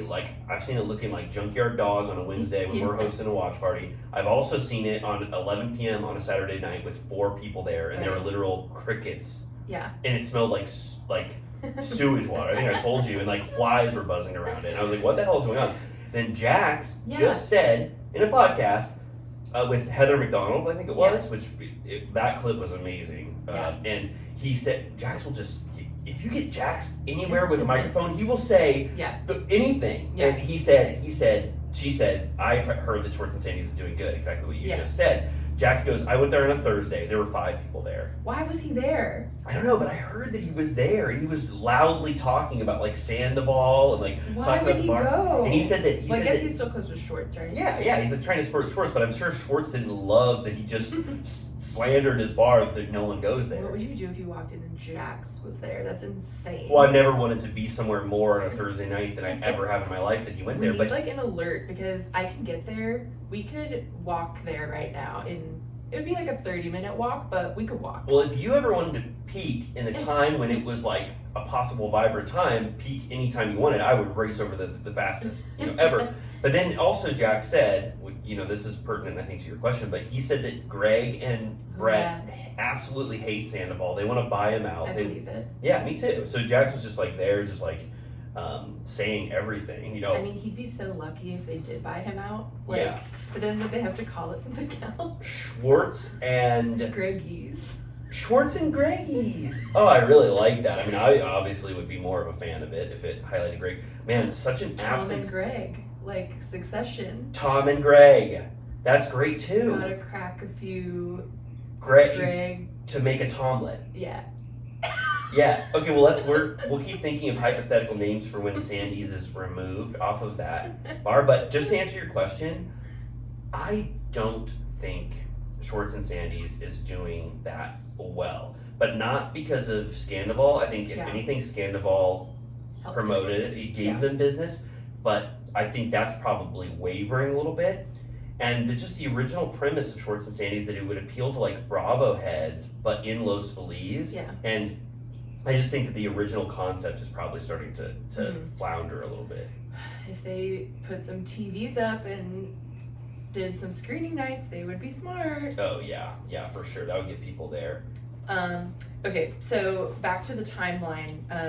Ariana is saying that she was asking Raquel for details. She was saying, if you ever gave a crap about me at all, you're gonna tell me what happened, when it happened. I'm imagining Raquel on that phone call, like getting that call from Ariana, and Ariana's like, screaming and crying at you to like tell her the truth. Like, how did Raquel handle that conversation? Oh my God. Well, when Sheena talks about how Raquel told her, because they were together when Ariana called Raquel, Sheena's like, oh, I'm having a 7-month-long affair with Sandoval, and Ariana just found out, so she called me, like, so, like, blasé. Yeah, and Sheena goes, what? Like, the craziest bomb you could ever drop. Yeah. And then, and then I guess we learned the detail that it happened right after, like, girls' trip. Right. The timeline we've all known. Ariana seems very offended that Raquel describes it as after girls' trip, because she's like, what you mean to say is right after my dog died. Yes. Like, she's like, that's what you mean when you say that. And then so she says that they fucked in her car, but what night was she referring to? Because she says they fucked in her car that night. He didn't have a key, so Ariana had to let him in, but I couldn't really understand what night she was talking about. Well, it's either Mondrian or Abby. He already said on like Howie Mandel, he said after the Mondrian, they had that sunset kiss or whatever. But then I think that was totally bullshit because he actually had sex. But I guess he had sex after the Abby night. We need like a PowerPoint. I know. We need someone to collect all of this information. Yeah, he says in this episode, he says nothing happened after guys' night, and then the Abby is when the kiss happened. But at one of these times, they had sex in the car, and so it's either one of those nights. I have no clue. Somebody knows. We should put together a show that is just an education on Sandoval. Yeah. I've been seeing someone, I think they sell them on Etsy, but I saw it on TikTok, that someone made a Vanderpump Rules cheat sheet, which is funny because it's about like who cheated, but it's also like a little graph. And I was like, I actually should fold that up and put it in my wallet. Yeah, that'd be good to know. Yeah, that's sweet. Sheena then sort of has her, moment talking about the rage she felt, which I loved, like Sheena's rage. I had so much rage in me. And she's like, she doesn't want to say it, but and I'll just say it for Sheena. She socked Raquel so hard in the face. Yeah, she said, I shoved her so hard, and then she's like, I don't know if like my nails scratched her or whatever. Yeah. And then she said that Raquel called Sandoval and was like, Sheena punched me. Yeah. And they were all like, boo. They're all like, shit. Couldn't a ring on Sheena's hand done that? Yeah. I'm not trying to spread libel against Sheena, but the fact that I'm just gonna retract it. I guess I think she pushed her or whatever, but later in the episode, they said that Sheena sort of brags about punching her. Yes. Yeah. When she calls, Raquel says that she heard the call. What was it? Yeah. Yeah, it was like after Tom, after the event. Ariana and Tom were together in the car when she called. Sheena calls crying to both of them. She's on speakerphone, and Sandoval, which we can't believe anything he says, but he said apparently that she like bragged about, punching her enemies. But yeah, maybe, I don't know, maybe she pushed her and a nail sort of grazed her. Well, she yet again did her full-on OJ, if the glove don't fit, defense, which I saw a lot of memes about that. Yeah, that was great. This time around, which is very funny. She said, I cannot punch, right? She's like, I can't make a fist. She's like, my nails won't let my hand go down. And then it doesn't even really make sense what she's saying, because it's like, your hand in basically any formation is still. That's what I was just gonna say. I'm a full treated defender throughout this whole thing. I'm so glad the restraining order is over. Now she can talk about it. She already admitted that she did shove her, and threw her phone or whatever. Yeah. But yeah, you can hit someone with your hand, like exactly what you just said. In any way, it's a slap if it's open. Yeah. It's considered a punch if you can even get your fingers together. Touch your like- palm. Yeah, I guess, but maybe she's debating the word punch because maybe that was the legal term for what Raquel said. And so if you negate that you can actually punch, then that restraining order is the defense moot. It's irrelevant because it's not accurate, probably. We should have stood up in the courtroom when we were in there and said, we'd like some clarification, Your Honor, on this entire thing. Why didn't we vocalize anything in the courtroom? We didn't have any freaking time. That was an open and shut case. The fact that we were at that hearing and we were one of 6 people, and I don't even barely remember that in my memory. Like, it's just something that just happened to us 2 months ago. The judge was like, order! Like, I just can't believe that was a part of our lives, being in that courtroom. Truly insane. Yeah. So Katie brings up her BravoCon tea. Oh, that was Katie is, like, just before you say it, like, Katie is actually very intuitive. Like, I made fun of her when she said she was intuitive, like, in the early seasons, like, about Frank or whatever. I was like, Katie, I don't know if you're actually intuitive, but she is. Yeah. She's got a good gauge on what's going on. She's very suspicious. Yes. And doesn't like people, so it works. Yes. But yeah, it gives, why her, Kristen and Stassi were so powerful. Oh. Is because they're all so suspicious and judgmental. Yes. That they could take down any force because just by asking the right questions. Yeah, they could do anything together, their powers combined. Yeah, so she's talking about when Raquel's wearing the Tom hoodie with nothing underneath. She's giving Schwartz shit for it and is like, she's a fangirl, she's obsessed with you. And apparently, she said this before, but she said that she said to Schwartz, like, she's a fangirl, she's obsessed with you, and he said, she's not here for me, believe me. Yeah, and Katie took that as a coded message. She knows Schwartz speak, and she took that as a coded message to mean Raquel is there for Sandoval. Right. And she was most likely right. And then later in the episode, Schwartz denies that that's what he meant. He says, I never said that. So which makes me think doesn't want to be found out that he's not covering for Sandoval, that he actually sent a coded message to Katie. Because that would put the timeline back to September. Yes, exactly. But that theory strikes true to me for sure. Schwartz gave Katie a little bit of, Clue. Yeah. Yeah. And then they're like, who initiates breaking the penis flute? Logan, Ariana's very good friend, her best friend, says Sheena, because Sheena goes, I want to break that penis flute. And he goes, I'll give you $100 right now if you break it. And then Sheena just like doesn't want to do it, I guess. So Logan does it himself. And it's a very powerful symbolic move, the shattering of that. I was shocked that he broke it so easily. I really thought it was going to be difficult. That thing broke into pieces very quickly. Just right over his knee. Yeah, that was a great way to end that scene for sure. Yeah. I loved it. Then we cruise over to James and Allie's apartment.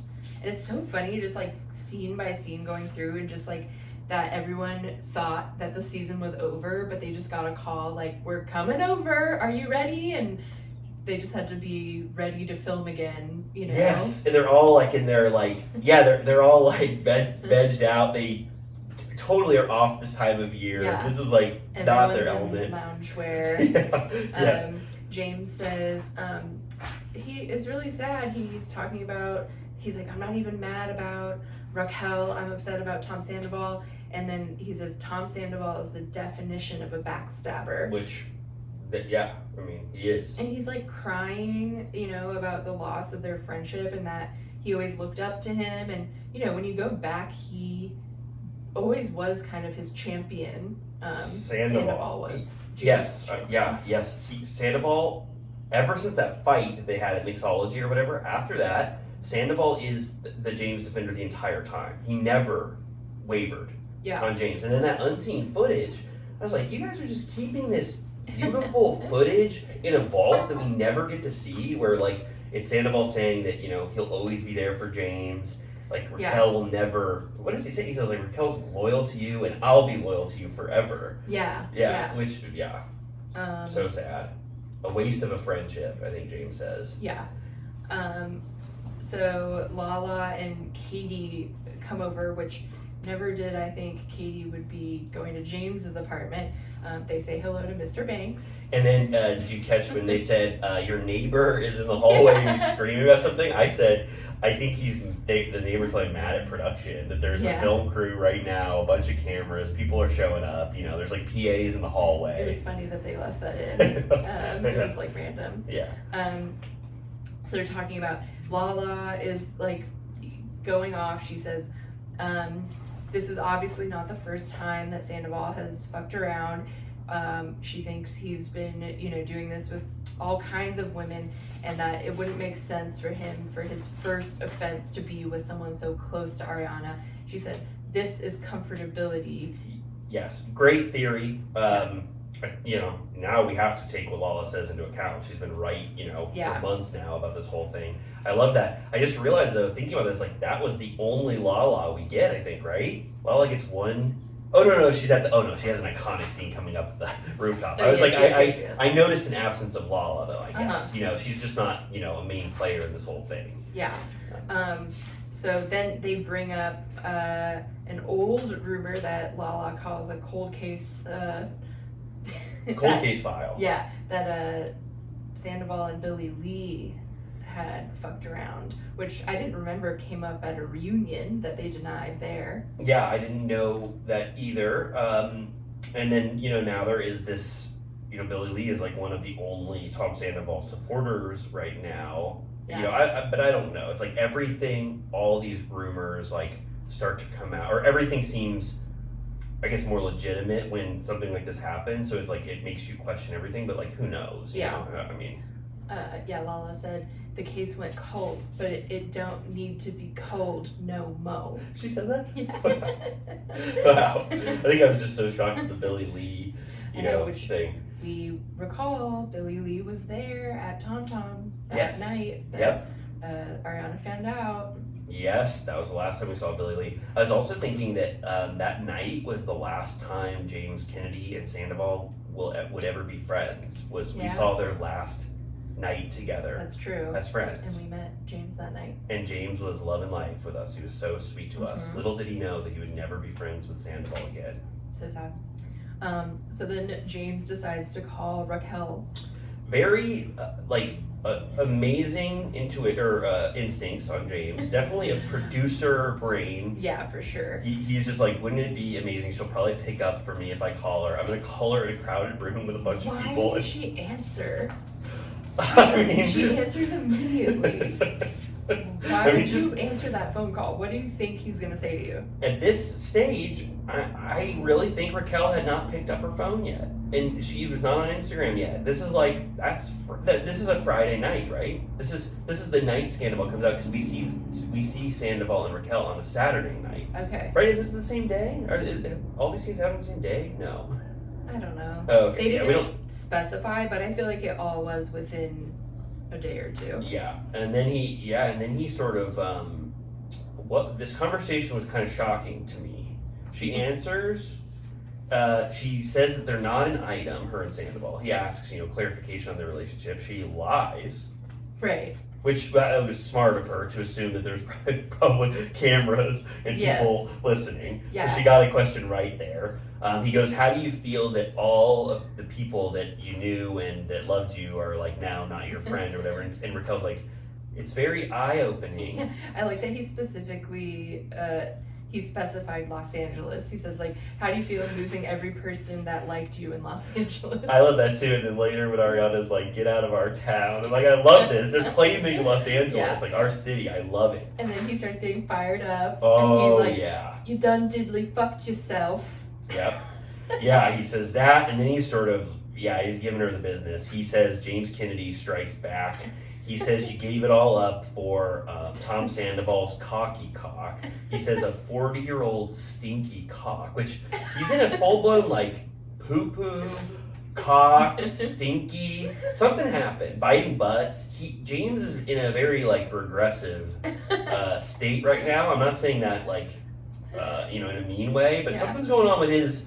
You know what I'm talking? Poop hole village. Yeah. You know what I'm talking? He's like in a very like poop oriented. He's in his poop era.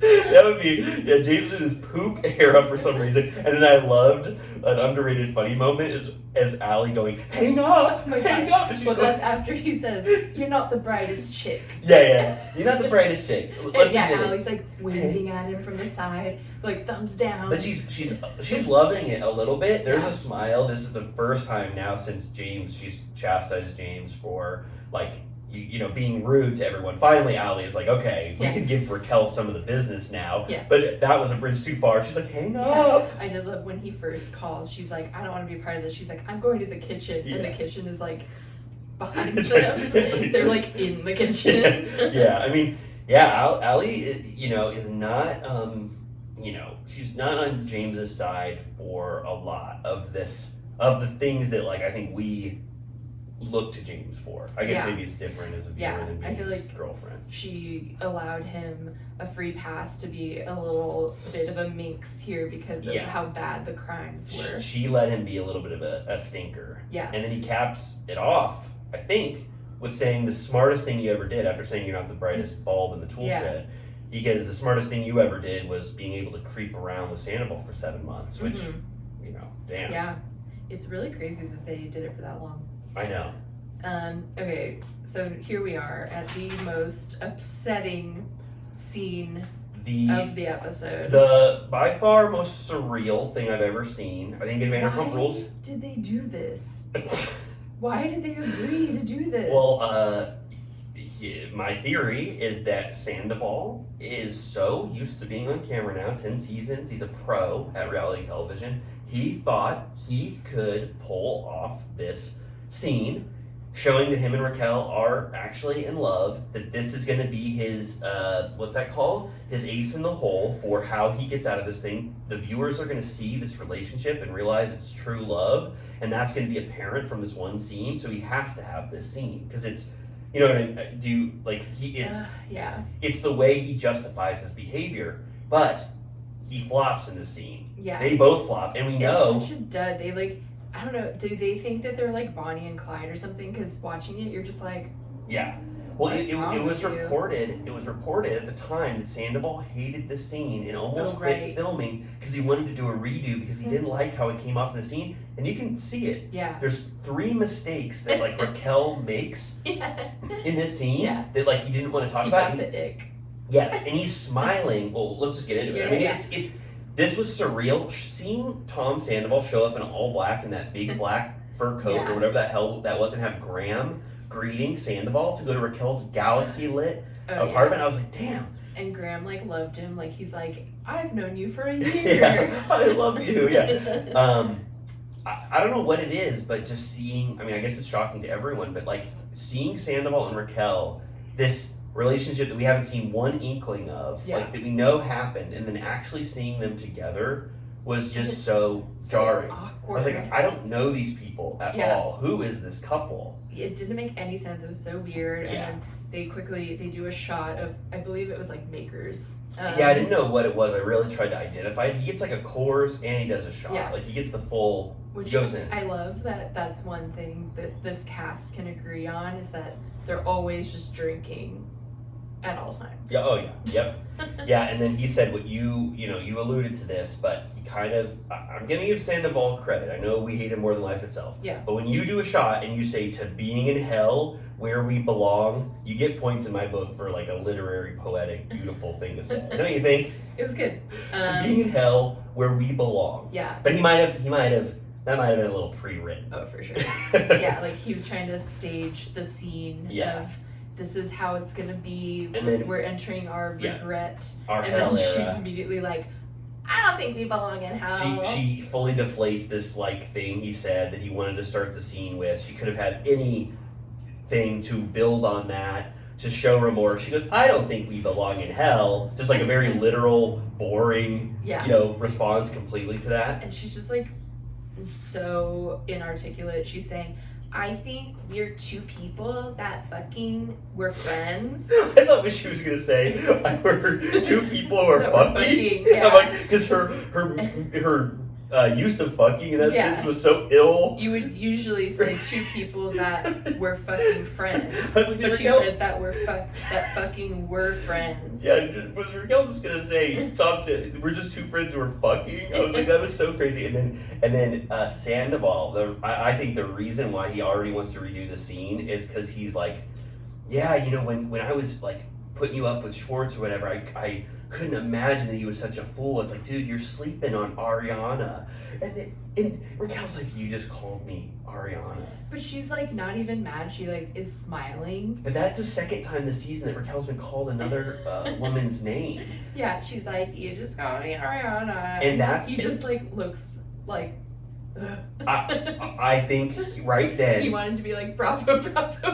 Exactly. He was ready to cut right then. Can we do it over again? But he knows he's not going to do that. He's not going to like interrupt the flow of a scene, I guess. Yeah. He knew enough to just let that like happen, but it was a huge mistake. To start this conversation off, this is supposed to be this like, we're in hell, but we love each other, we're Bonnie and Clyde, just like you said, and then call Raquel the wrong name, like just flub a line, must have killed him. Yeah, he was furious. And then he's like, can we kill some of these lights? So the vibe was like, so the vibe was off. He knew it. It's too bright in there. He wants the scene to look cooler. Which it didn't look bright in there to start with, but okay. Why the hell is her like, since they mentioned galaxy lights, that's the theme. They're all talking about them. Did Raquel make her whole house galaxy lit? It was so. The whole place. It was insane, yeah. I also wanted to mention I read Andy Cohen's book. And the whole thing? Yes. Was it great? It's great. Oh wow, I can't wait. I listened to it, which is quite enjoyable. Oh, I love audiobooks. But at one point he was talking about how he was trying to get his son excited for Hanukkah, and he was listing out all the presents that Ben got, and one of the presents was a galaxy light. Oh. But he doesn't make any mention of he didn't know yet. But I'm like, that needs an addendum. For sure. Yeah.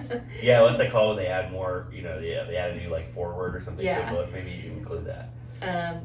So then Raquel's like, I had to tell my family about you, and he's like, your mom fucking hates me. And she's like, a little bit.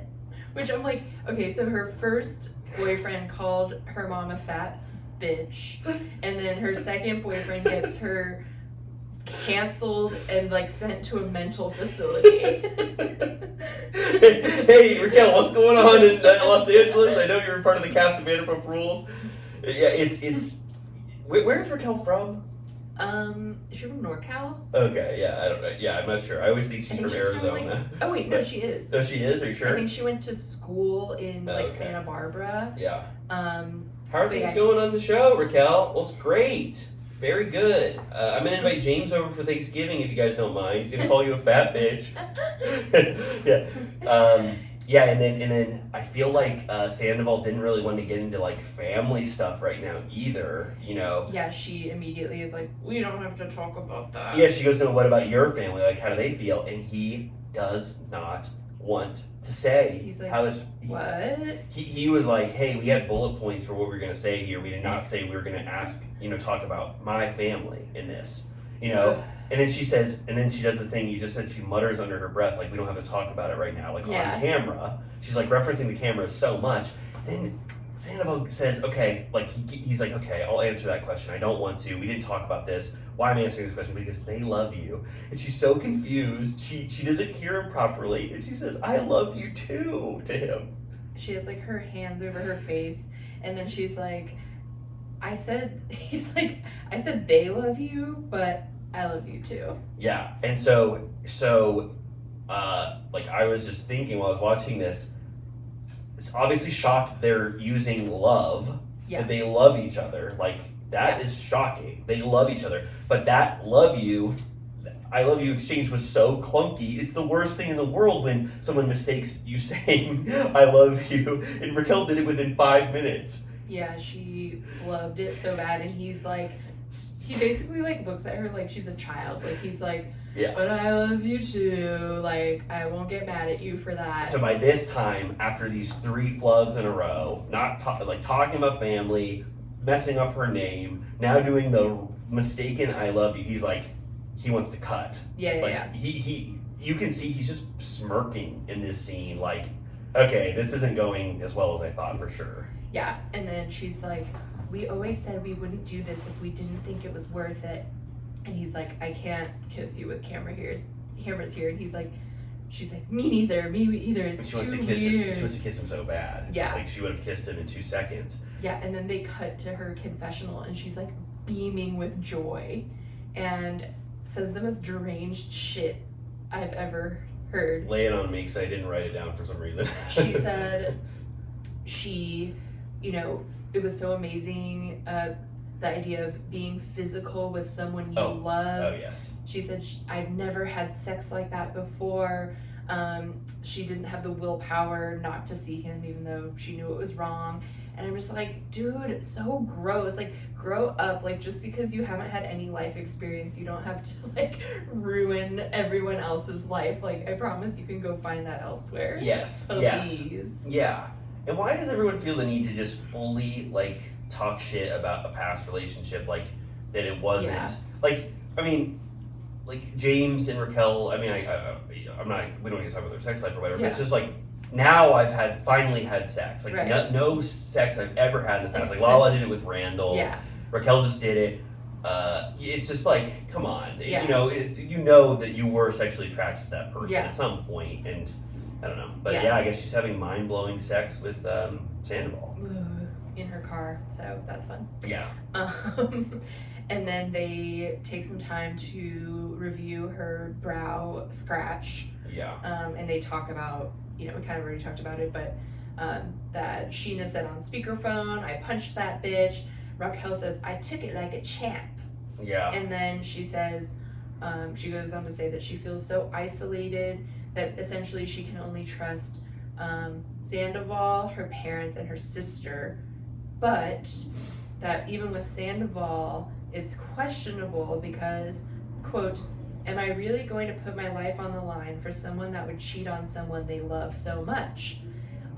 She's like, you could be capable of doing the same thing to me. And I'm like, yeah, bitch, did you not watch the show? Like, this already happened. Yeah, she's just saying things that people would just take for granted. She's just like literally saying the thing that all you would be thinking probably is that. That was very interesting, her like rationalizing this to herself. But she's so happy. I mean, a part of her is just, this is all worth it. Like, we're in love. Let's burn the world. I just have my mom and my sister and you now, but I can't even barely rely on you. It's fucked. And then Sandoval says in his confessional, when I kissed Raquel, I felt hope. Yeah, I felt like my best days aren't behind me anymore. 40 could, 41 and 42 could be a lot better than his previous years. And then Raquel fucks up the phrase coulda, woulda, shoulda. Yeah. She says coulda, woulda, shoulda. She says that? And then he says woulda, coulda, shoulda. So for that, Sandoval finally, after 10 years with Ariana of her correcting every dumb phrase he's ever said wrong, he finally, the thing he's wanted more than anything now is he finally gets to correct someone else. Yes, for life. For life. As long as this goes on for. Well, for 3 months Yeah. until the relationship ended. And then it does a dramatic chyron of, after filming this scene, Raquel turned off her phone and was not seen or heard from for weeks. Yeah. No one knows where she is. Raquel has disappeared. And then I guess they would have had many more scenes with Raquel if they could have. Yeah. I mean, I got enough of Raquel. Seeing Yeah. that alone was shocking to me. I don't know who else I needed to see her in scenes with. Who else Right. would have even filmed with her? Like, Right. Yeah. Whew. so then it's like, yeah, she knew now this isn't dying down. This is the worst thing ever. This is like, is this like the nail salon era? Like Yeah. when she's like doing TMZ interviews, and then she's filing the restraining order. She's debating whether she's going to go to the reunion or not. Like Right. she almost, I guess she like basically quit the show. What if she turns into like full of Britney Spears and has like an insane like TikTok presence and it's just like dancing around and people are like, is Raquel okay? So you're saying when she comes back, to us, she just would she not reference like Vanderpump Rules at all? She would just do like dancing. Yeah, and TikToks? then people will be like, that's not even her. Yeah, right. Conspiracy theory. My least favorite type She of never conspiracy came theories. out of Yeah. the facility. I don't know what Raquel. Is going to do after her mental health journey.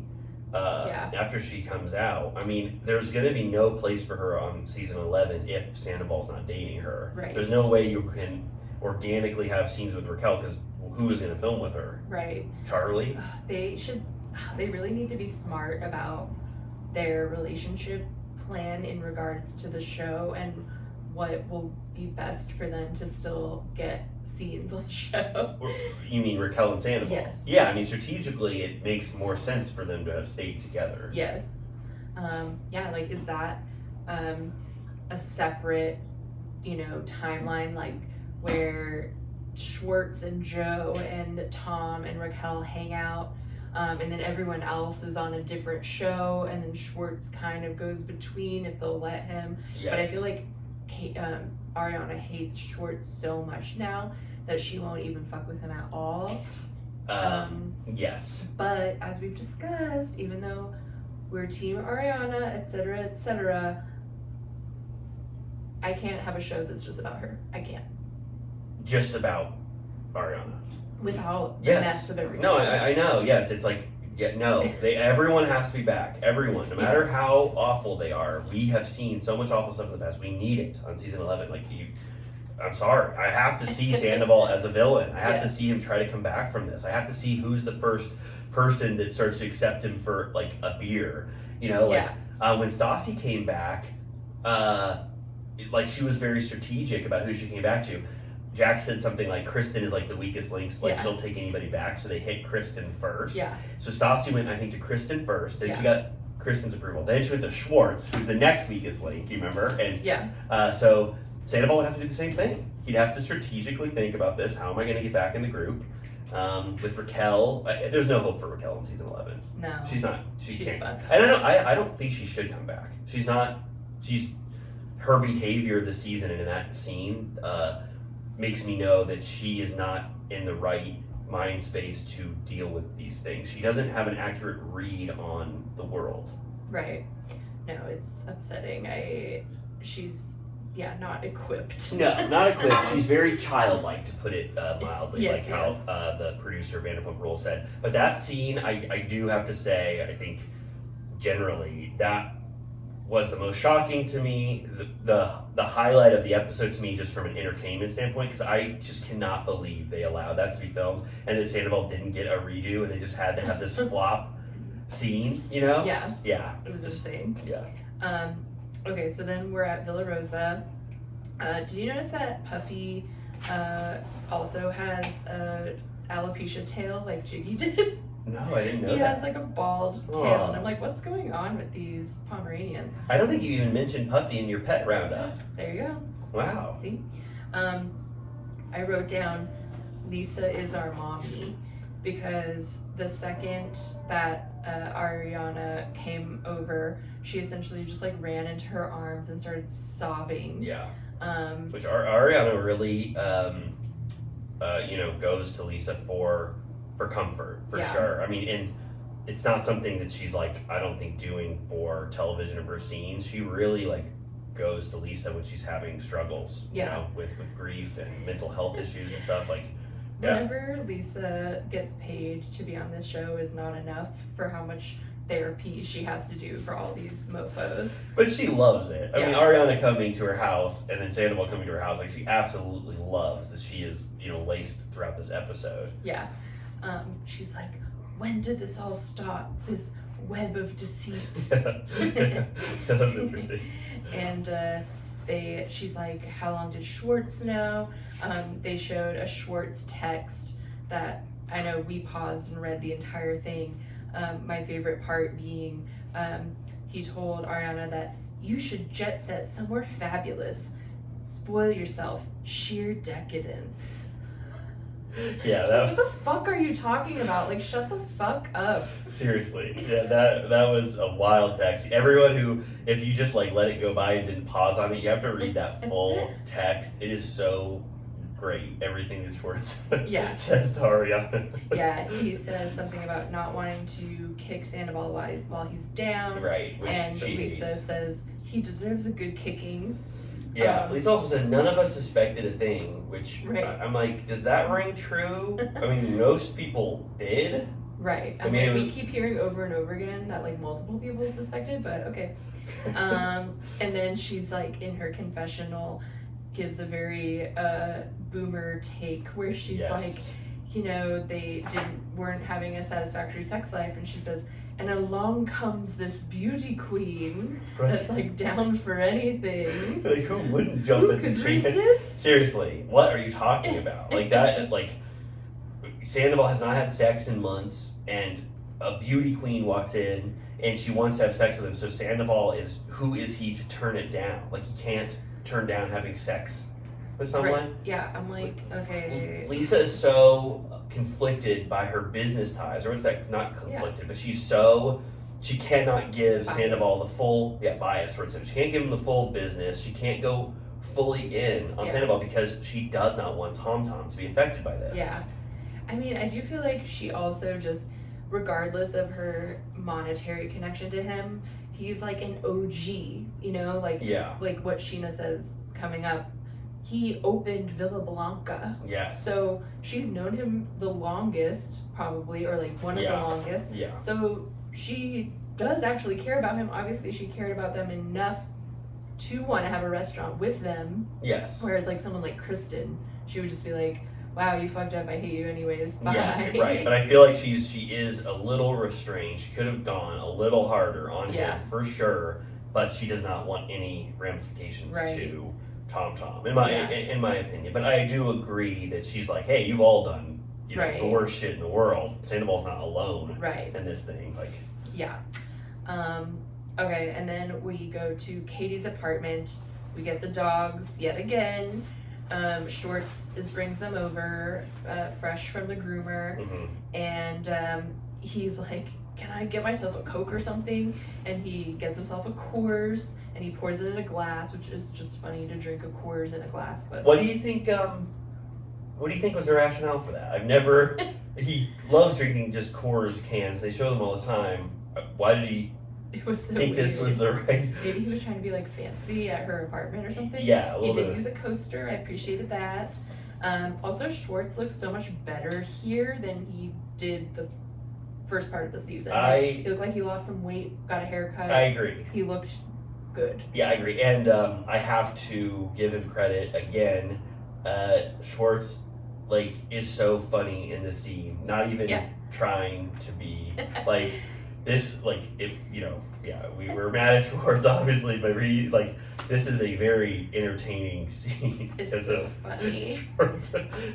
She's like, she calls them each other's true disgusting brothers. Yeah, and she goes into the history that we're talking about of that Sandoval and Schwartz are a vault of secrets that will never be unlocked. They have so much dirt on each other, and if you ever unlock the vault, ghosts and skeletons come out. Jax also had that with them, but Jax threw them under the bus any time. He could, Yeah, for sure. He didn't agree to that The philosophy. vault was not secure. Right, and but I like what that Katie highlights that like obviously Schwartz could have been in on it because his past indicates that he probably was him just covering for them, Right. Lifelong covering. Yeah.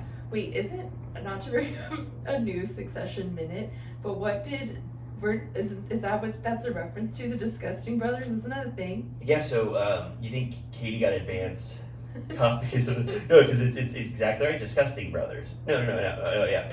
Maybe I feel like maybe that episode had aired by that time. I don't think so. No, I think she was just calling them disgusting lovers. Megan wants to say something. If you.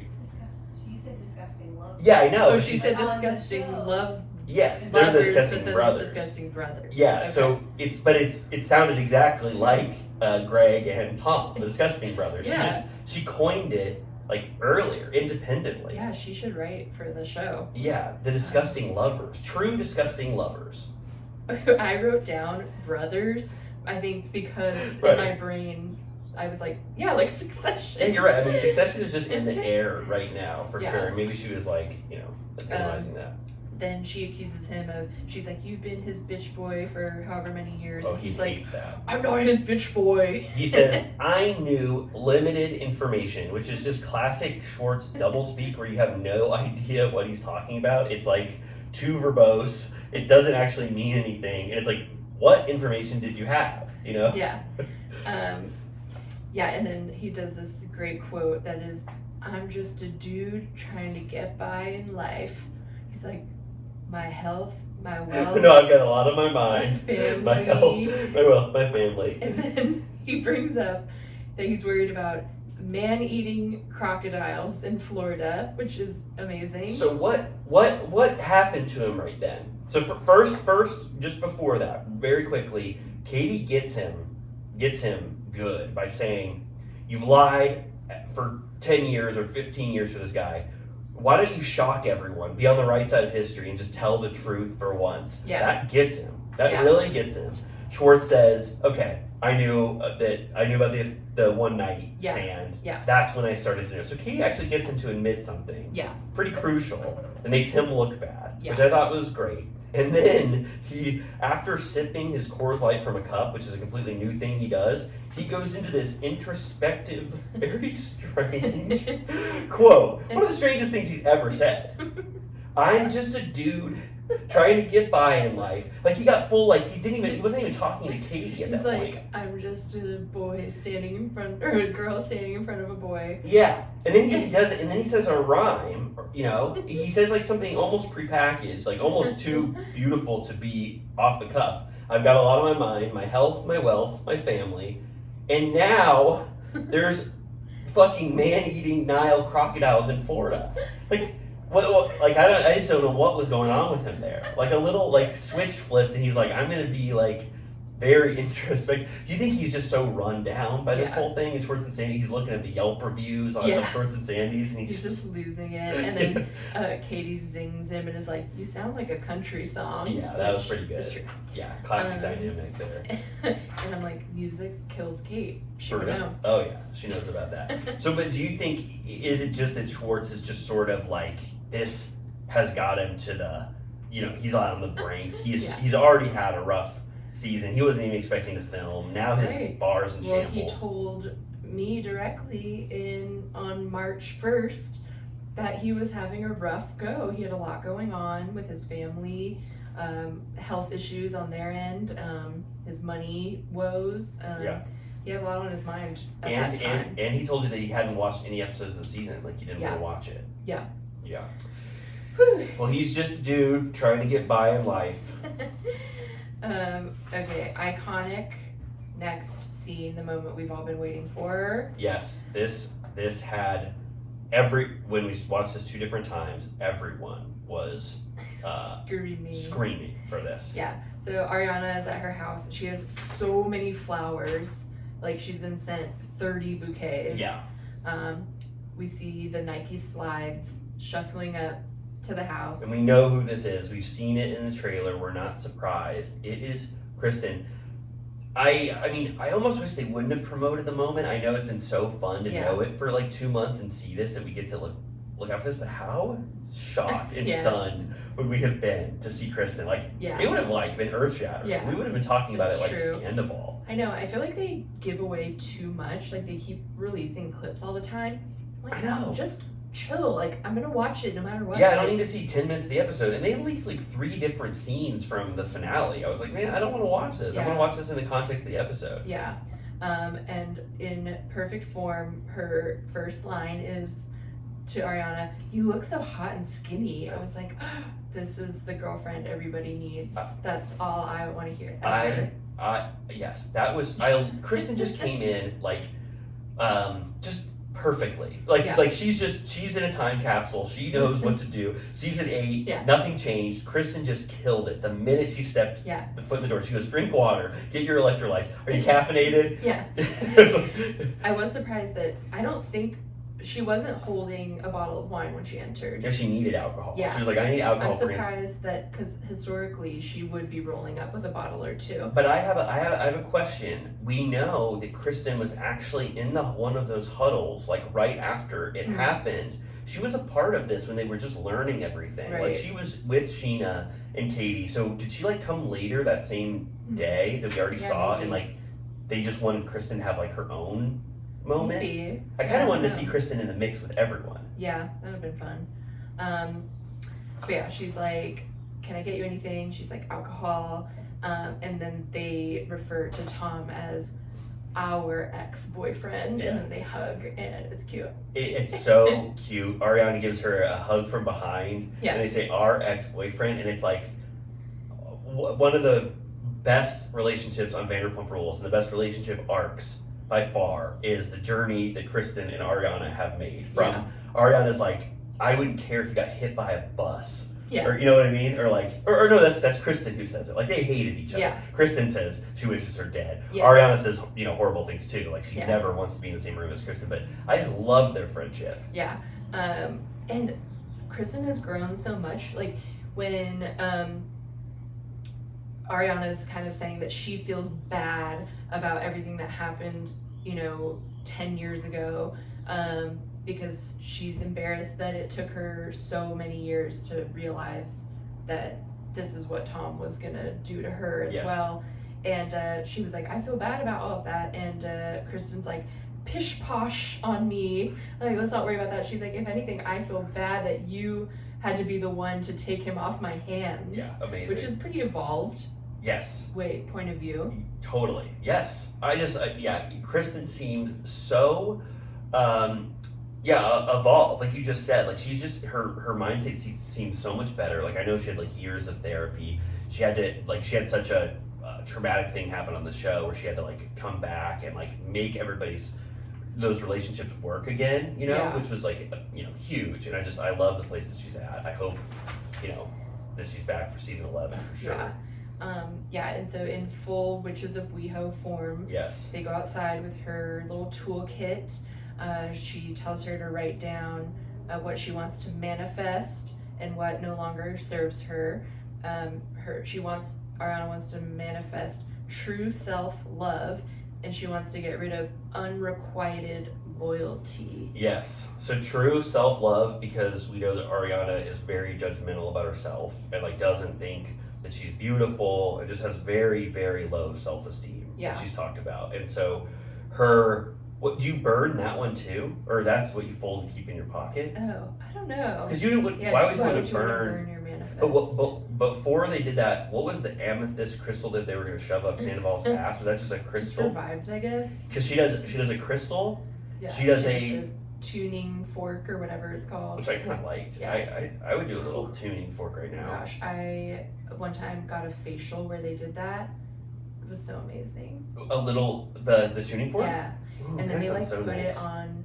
At least when I did it, I think they put it on like, because it makes the sounds, but then it's vibrating, and they like touch it to your skin, and you like feel it. I do like that. I like the reverberations. Yeah. Do you remember when Kelly gave Shannon a little tuning fork? My mind just went immediately to the gong. That's what I'm talking about. When she bopped her on the head and did a little tuning fork on her. She'll never forget that. Yeah, for real. So unrequited. So I don't know if they burned both. I think you keep the one, you know, the good one. I don't know actually. If I didn't see it right, but requited loyalty is what she wants to get rid of, which makes so much sense in the context of Sandoval. Yeah, and then Ariana says ashes to ashes, dust to side chicks, which is a Beyonce Lemonade quote. Oh really? Yeah. When what song is that? Do you know? I feel like it's the main. It's like The single from that album. yeah. It's I don't remember if it's actively carved into the song or if it's one of the like intros, like because it's you know that piece is like one big woven thing. But yeah, it's like the cheating one. Okay. Yeah, we're learning that Ariana is such a huge Beyonce fan. I know. This is like the second Beyonce. I was thinking I'm seeing Beyonce in November. I'm like, what if Ariana's there? I mean, she probably would be. Wait, you're seeing Beyonce in November? Mm-hmm. Oh wow, where is she performing at? SoFi. Oh, in Inglewood. That'd be so awesome. Yeah, I've seen her maybe 5 times. How is it? It's amazing. It's so expensive, but it's never not worth it. How'd you feel about her last album? I loved it. Me too. Really fun. I loved it too. Really fun. It was great. Underrated. Yeah, I need to revisit it ahead of the tour because I think that the tour is going to be heavy in Renaissance. Yeah. But yeah, I think the first time I saw her was 2013 on the Miss Carter World Tour. I went in Vegas, and I've gone every time. Was that when she was announcing that she's like Jay-Z's wife? I think they like already had a baby at that point. Was Jay-Z like performing as well? That was the On the Run tour, which I did also go to. Was that awesome? It was really I fun. love Jay-Z so much. Yeah, I was like, I'm not super into Jay-Z. I'm not against. I just, you know, I don't really listen to very much rap. But then you realize how many hits he has, and you're like, oh, I actually know all of these songs. Yeah, I am in a Jay-Z era right now. He's all I've been listening to, and that hypothetical intro for this episode that I see, that's a Jay-Z beat to get us hyped up. Yeah, I love him. It was great because that sounds, since I'm a Beyonce fan, it's slightly annoying at first to be like, I want a Beyonce only show, right? But they have so many songs together as well, so it kind of blends. It was fun. It was, you know. That's great. And then Kristen, after they quote Beyonce, Kristen says something which who knows where it come from? Who is the author of this? We don't know. Maybe you know, but she says, "Ashes to ashes, dust to dust. Life is beautiful, so slay we must." It's giving, what's her t-shirt line? James May, is it? I think so. It's like a James May. Very much like a dorky ass t-shirt, like rose all day, ashes to ashes, but I love it. Whoever came up with it though, it was so perfect for this scene. No, I laughed. It was a great comic relief. I mean, and Kristen, that was a 2-minute scene or a 3-minute scene. Kristen did 5 iconic things in one scene. The impact. You get her in for 5 minutes and you get that many iconic moments. The quotes per minute. That's what Kristen gives you. It's like, get her back. What the hell is going on? Yeah. We're gonna go into the second LVP scene. Yes. I have to just say, I'm gonna be critical. Both LVP scenes were flops to me. Boring. They're both boring. I'm just saying it now. I was gonna be, this episode is epic, everything about it, 10 out of 10. Every scene was beautiful. LVP's Ariana scene was boring. She was just trying to get to the bottom of it. The Ariana one could have been cut basically because we already got her commiserating with her friends. Yes.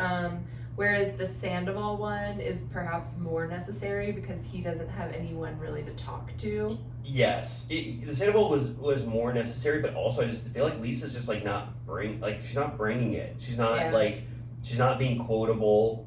Besides like Web of Deceit, like she's not being very interesting. And I think her equivocation of Sandoval makes it hard for her to have the right take morally, so it makes her seem really bland. Do you know what I mean? Like she can't give her full-throated like Lisa. Like you want, like I want Lisa's take on this thing unvarnished. Right. Her she's full, not sinking her teeth in. No. Do you think that she's been depressed ever since like her brother died and like her mom and like? Absolutely. I'm sure. I know she's affected every day by that loss, for sure. I know Lisa is definitely probably upset sad, depressed. Like, she admits, depression Yeah. for sure. I'm just saying, I think the reason for me why these scenes, like, why Lisa's not bringing it is because of her relationship with Sandoval business-wise. Because I just know Lisa cares about her business so much. It's actually her, I think, the thing she cares about the most is her the sacred restaurant. Her sacred restaurant. The reason she ever started to turn on Stassi was when Stassi started to talk shit about Sir. Yeah. The little instances that Stassi would just start to say, like, what am I, just a waitress at Sir, whatever. Like, that's when Lisa fully turned on her. So I just think both these scenes I just didn't really give a shit about what Lisa had to say. I know you noticed that Tom came into Villa Rosa, he crossed the threshold holding a can of squirt. I know, of course, of course. That's so trashy. I know. I'm like, you can't, that's like a piece of trash. Get it out of here. I know. He's just drinking squirts all over town. And I think the first time he ever, did we already say this episode? It's like we've been going for 2 hours, but the first squirt I ever saw is the one he gets for himself in the fridge when Ariana says for you to die. Yeah. And then since then, he's not seen without a squirt in his hand. It's like his squirt journey started then, and it hasn't stopped. He brings one even to emotional support squirt. Yes, exactly right. And he is that what's Lisa's maid's name? Oh, I couldn't tell if it was Rocio, but it might have been her. I was just wondering what she thinks of it. Does she know that Sandoval is this hated person? He apologized because he's like, sorry, I just let myself in. It was raining, and she's like, oh yeah, I know it's raining, go right in. Lisa, sorry, go ahead. No, I was just gonna say, Lisa was like, she refused to hug him. She was like, I don't know if this is a hugging situation, and then she says, the weather certainly sets the tone. Yeah, and she says this is not a hug-worthy moment, and I was just like, damn, okay, Lisa has officially declared it. You are not worth a hug. I feel like she's not much of a hugger anyway. I know. She's not giving out a lot of hugs. No. You didn't have to hug him. That's British. They don't really fuck with that. She gives double cheek kisses though. Yeah. But no a hugs. lean in. But a hug is very intimate. Yeah. So, they're having their conversation, and I don't know how much they say before he starts just absolutely having a mental break. He this is his third version of what he tells Lisa. Right. The story is not set. It's very fluid. What he says to different people is different, and I don't know what the hell he tells Lisa. I couldn't even write it down. He's just like, Ariana has a hard time trusting people, so I had a hard time breaking up with her, or whatever. And Lisa's just like, if you thought she had a hard time trusting people before, what the hell do you think you just did to her now? Yeah.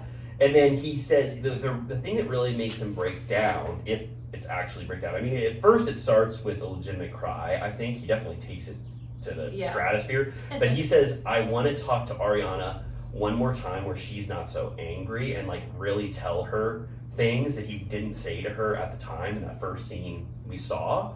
And then he bemoans the fact that he never will get another chance because Ariana for sure is never talking to him again. So that really makes him break down. And he says, I can't believe that's the last conversation we're ever going to have. Yeah. But I didn't think Ariana was I know she was angry, but he definitely could have said whatever he had to say in that one conversation. She said anything else you have to say the last time we talked. She told him. Right. You could say something. So, but then the fact, I guess it hits him that he never gets to talk to Ariana again. He never gets to say, and I think what he wanted to say was I don't know, he probably just wanted to say more stuff and say it better. Yeah. But yeah, he breaks down. He does a stand up, hyperventilate, go to the window, look out, arms up, right? He's like, oh God. Yeah, and it set off my bullshit detector a little bit.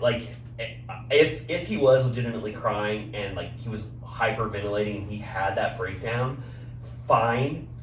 Sorry that I misjudged it. Maybe this was you really coming to terms with it, but for some reason he's so performative. Yeah. And it brings to mind all those other times where he very over cried, after the Sheena, mythology fight and stuff. It's I don't know if I fully bought that this happened. I don't know that this was a 10 out of 10 cry. How do you feel? I mean, I was just thinking how, whether or not it was very dramatic, and I don't know if he was trying to put on a show for Lisa so that she would understand how upset he was and feel sorry for him or whatever, but I don't know how you would go through this and not have a panic attack about what the scale of hatred coming your way. Yeah. Well, but also, I mean, I would have thought he would have sobbed like that when Ariana was cutting him to the core with, you know, you mean nothing to me. I regret ever loving you. I mean, who could listen to that? From their girlfriend of 9 years and not. No, it seems he's definitely more concerned about like the public and business entity versus Ariana. But I think you're right. I think he's giving it up to Lisa a little bit. He's like, Lisa, can't you see how affected I am by this? And Lisa, just says, I think something like it's gonna get better. You know, like come on. Yeah, she's like, where do you want to go from here? Yeah. And he says that he wants Ariana to get the love that she deserves. And Lisa says, from somebody else, ? And he's like, yeah. And then Lisa's like, you're not a bad person. You just did a bad thing. Yeah. You have to remember that. Which I'm like, I mean, that's always an interesting question of what makes is there such a thing as a bad person? Wow, what a great question.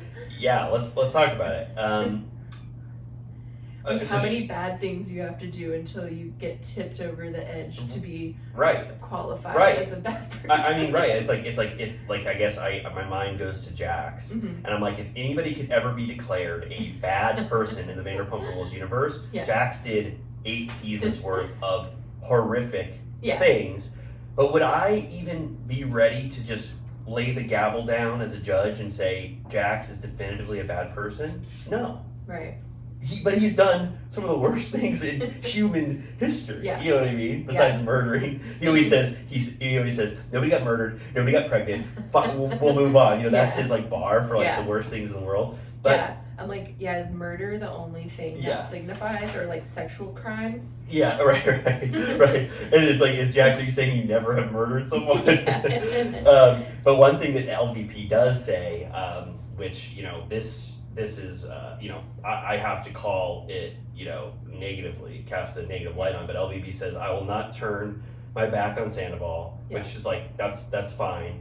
But she's like, maybe the pain will ease, you know, but she's basically saying, Lisa's stance on this is, I'm with Tom Sandoval. You know, like, dude, if you're looking for moral advice on how to think about this, LVP says Sandoval is fine. You know, like she said it in Ariana and Watch What Happens Live. It's like this I think makes sense to segue there. She says Lisa was too nice on Sandoval. Yeah, but she basically said LVP is like the only one that gets a free pass for the mutual friend. Right. Could be right. She's not going to have any mutual connections to Sandoval, but Lisa has to be the exception. Yeah. I just want to say we are in the, you know, final scenes, just as a, you know, I was just looking at my notes and I'm like, damn, okay. I mean, we're like 2 hours and 11 minutes in, but we are like at 2 beautiful scenes and then it's over. That's right. Do you care if I take one little break? Go right ahead. Is this a certified turtle piss break? Yeah, I'm gonna do one of our certified turtle piss breaks and then maybe, you know, drink another Pacifico if you would let me. Yeah. Do you need one? Sure. Okay. All right. Well, we're gonna take a quick break and then finish the last 2 scenes. I'm sorry that the break is sort of back-ended, but hopefully you'll, you know, not care. Love you. Amy, I'm so sorry about that. I had this sensation where urine was starting to build up in my body and I had to release it. So, yeah. That's quite all right. We were talking about how we're all sweating out our hangover from partying last night, and I was saying we should try Schwartz's tried and true lemon on your pits trick. Yeah, certified. It works every time. Works like a charm. You get lemons, you cut them up, and you spritz them under your armpits. The Schwartz method. That might be an acid burn. I don't know. We'll report back. Yes. Oh, and I just wanted to say that I don't think we mentioned it, and just because, you know, we took a break and we were just talking about normal things, that we're going to see Andy Cohen tonight for Daddy Diaries. Did we mention that? I don't think we did. Yeah, the book event, he's being It's like moderated by the Bitch Sesh girlies. Yes. Which Casey Wilson loved her book too. That's amazing. Yeah, I have listened to Bitch Sesh many times. I think they're so funny, and that's like the best moderators I could ever ask for this. Yeah, it's like perfect. Yeah, so we get to see Andy Cohen. By the time you listen to this Friday morning when you wake up and it's beautiful TJF vibes, we'll have already seen Andy Cohen for That's his right. LA event. I'm wondering if, I bet you, because our tickets come with a signed copy of the book, I think. Yeah. So I'm assuming that they're pre-signed, because when I saw him, I don't remember which book it was for, but I went to a similar event like 5 or more years ago, and he signed the books in person. Like, you had to wait in line, and he was so over it by the end. But I have a photo with him. He was over it. I mean, it was just like hours long of signing books. Yeah. Like, I think at this point he's like, I don't need to do that. We'll do the event, and then He's we'll got a hand stamp? people the books. Yeah. Yeah. I think he's got a stamp though. Is that even like You know, legal? Bob Dylan does that. It's He not does. legal. Yeah, Bob Dylan. He's such a wiener. I know. He got sued because some guy was like, "This is a total stamp, Bob Dylan signature." He doesn't even sign. It was like for a book that he made or something. Yeah.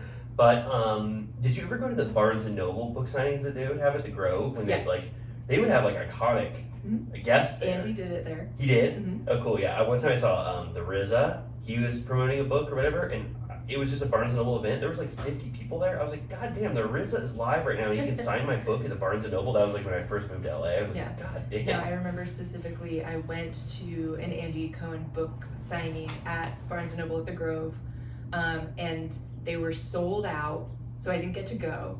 And then in my like haze of getting there on time or whatever, I misplaced my Grove parking ticket. And so then they charged me, you pay the full Yes. amount if you lose your ticket, and I cried. Well, oh my God, what was the amount? I would have cried. I think it wasn't, 25. yeah, it wasn't like insane. Like, it wasn't like $50. But 25 feels like, Yeah. I would, like my Grove era, if I would have got charged $25 for parking, I would have been. I was just like, I didn't even get to fucking see him, and then I had to pay the max parking fee. Yeah. I haven't been to the Grove in so long. It's actually kind of fun. I love the Grove. I mean, you get the similar experience at the Americana, obviously, but It's just something about the Grove. the farmers market is nice. Oh, I love it. I love Yeah. it. I haven't been. We got to go again sometime. I saw the last Jackass movie there. Oh, cool. That was maybe the last time. Okay, I gotta see But that anyway. Jackass film. Well, everyone, we are 2 scenes away from Amy and I perfectly encapsulating everything about the finale. That's right. So we are at this rooftop bar. So what'd you think about this scene just overall, the rooftop scene? It was fun. It felt very like necessary for like produced, Uh-huh. for a few different reasons. Like, the group was curious. I don't know why necessarily Charlie was there. Me neither. I'm so sorry. That's okay. For the audience and for people on YouTube, I took a sip of a beer, just kind of a normal sip. I classify it as just a small, normal sip, and my beer just foamed over so much. It's dripping on Amy's beautiful carpet, so I'll clean that up right No, after it's I'm fine. so sorry, but Don't anyway, that's worry. just it. Um, I'm chugging beer. But yeah, why was Charlie there? I feel like they had to they had to acknowledge that Charlie was a friend of this season, so it kind of makes sense that Charlie, but like, who even invited Charlie? Right, Katie? because Katie's like, I haven't seen you in so long, and I'm like, wasn't the last time you hung out was when she left the Havasu weekend with Raquel? What happened to the Katie and Charlie friendship? It's kind of an unsung aspect of this season. They at first Charlie was only having scenes with Katie and Raquel, and then the Katie friendship just fully fell off. Now they're not even close to friends. Yeah, I don't really get why she was there. Charlie is it's a mystery as to what Charlie was even doing besides just providing scenes for Raquel. Right. And then Sheena brought her sister. Mm-hmm. Lala was there. And then Ariana comes in. Everyone else is wearing black. Yes. And then Ariana comes in a freakum dress. She comes in knowing that she looks good. Now what's that? Oh, that's another Beyonce reference. You put on your freakum dress when you want to look good. Like, I don't want to say the words, but like you it's like look what you so put on good. to like go out and like get laid, basically. Oh damn! It's So like put your freakum dress on. Every girl's got one. That's awesome. That's so beautiful. So Ariana wanted to look, dressed to the nines, freakum dress. Everyone else lets her have the spotlight by dressing in black. Yeah. Pitch black. Yeah. And then they sort of, they discuss like the latest news. Lala immediately asked Sheena how she's doing. And we find out, which we've known, forever, that Sheena got a full-blown restraining order from Raquel. Raquel's like burning every bridge in the Bravo universe since she's disappeared. She's like, okay, now I'm taking it like legal action. I'm not gonna film the reunion, all this stuff. Sheena got the brunt of that. And then I think Katie says I was talking to Schwartz, a little bit, and I uncovered some of the mystery of this whole thing. And by the way, he's coming right now.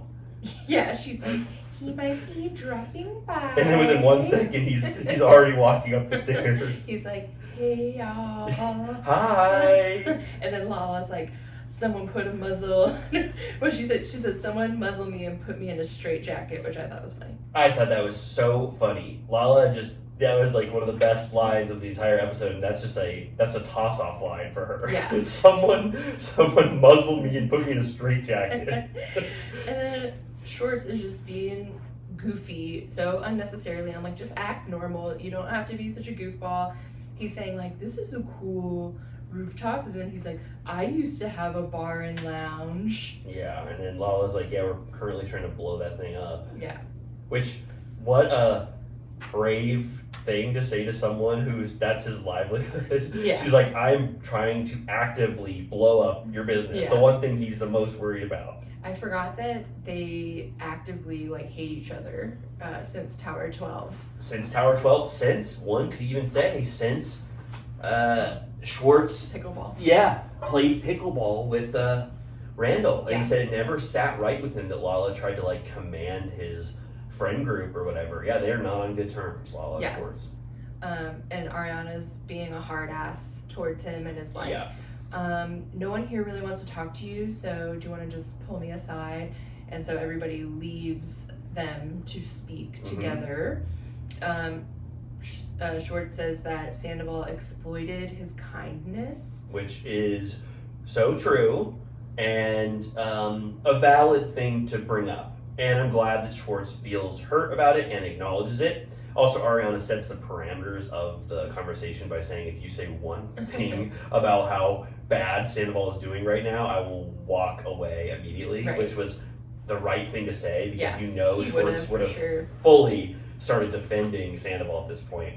Yeah, But- for sure. Yeah, but yeah, that was great. He said that, they bring up that she says he apologized to the business before Ariana, and he, like we said before, kept it quiet that was his request. Yeah, he could have taken, a little bit of the anger, the brunt of the anger right there, and just admitted that he was the one who wanted that post so bad. He said he's being painted as a co-conspirator. And then, she lays in about how Sandoval, she, was trying to get him not to drink for 5 days so they could get their embryos. That was She sweet. starts getting really upset. To hear that, that she said that, she even defended Sandoval to Schwartz when, he was, when they were even having issues, which was, I don't know, very interesting to me to hear that Schwartz is ever not on the side of Sandoval sometimes, Right. and Ariana would even have to defend him. Right.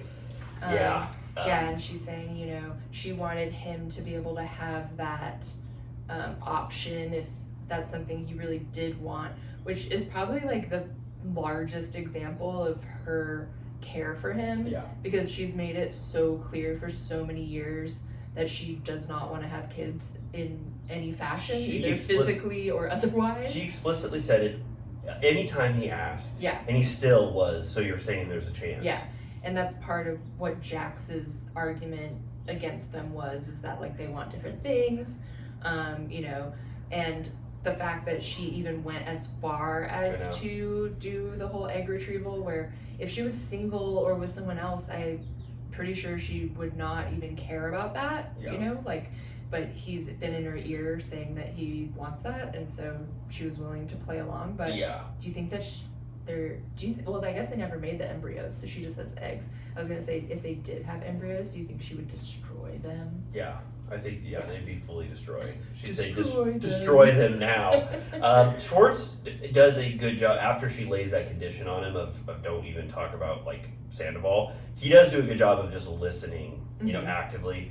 And I think, although he probably doesn't feel it now, like, I do think Schwartz considered Ariana a good friend. Like, I always liked Schwartz. I always liked Schwartz and Ariana's relationship and friendship. I thought that she was always stunned that Schwartz, like, gets out of everything and can, like, charm his way. Like, she had his number on that, but I felt like there was always mutual respect between them, and I thought Schwartz always admired Ariana, but he's such a, like, my boys, like, I will defend my boys to the death, and for some reason Ariana isn't, like, a part of that, because just because she's a woman and she's the significant other of his friend, like, you'd think that he would be, like, ride or die for Ariana after all these years. Yeah, I know, it's sad. I did love I love a gender swapped member of the wedding party. I love that. And I love Ariana's, like, that moment is so beautiful, but her, like, genuine,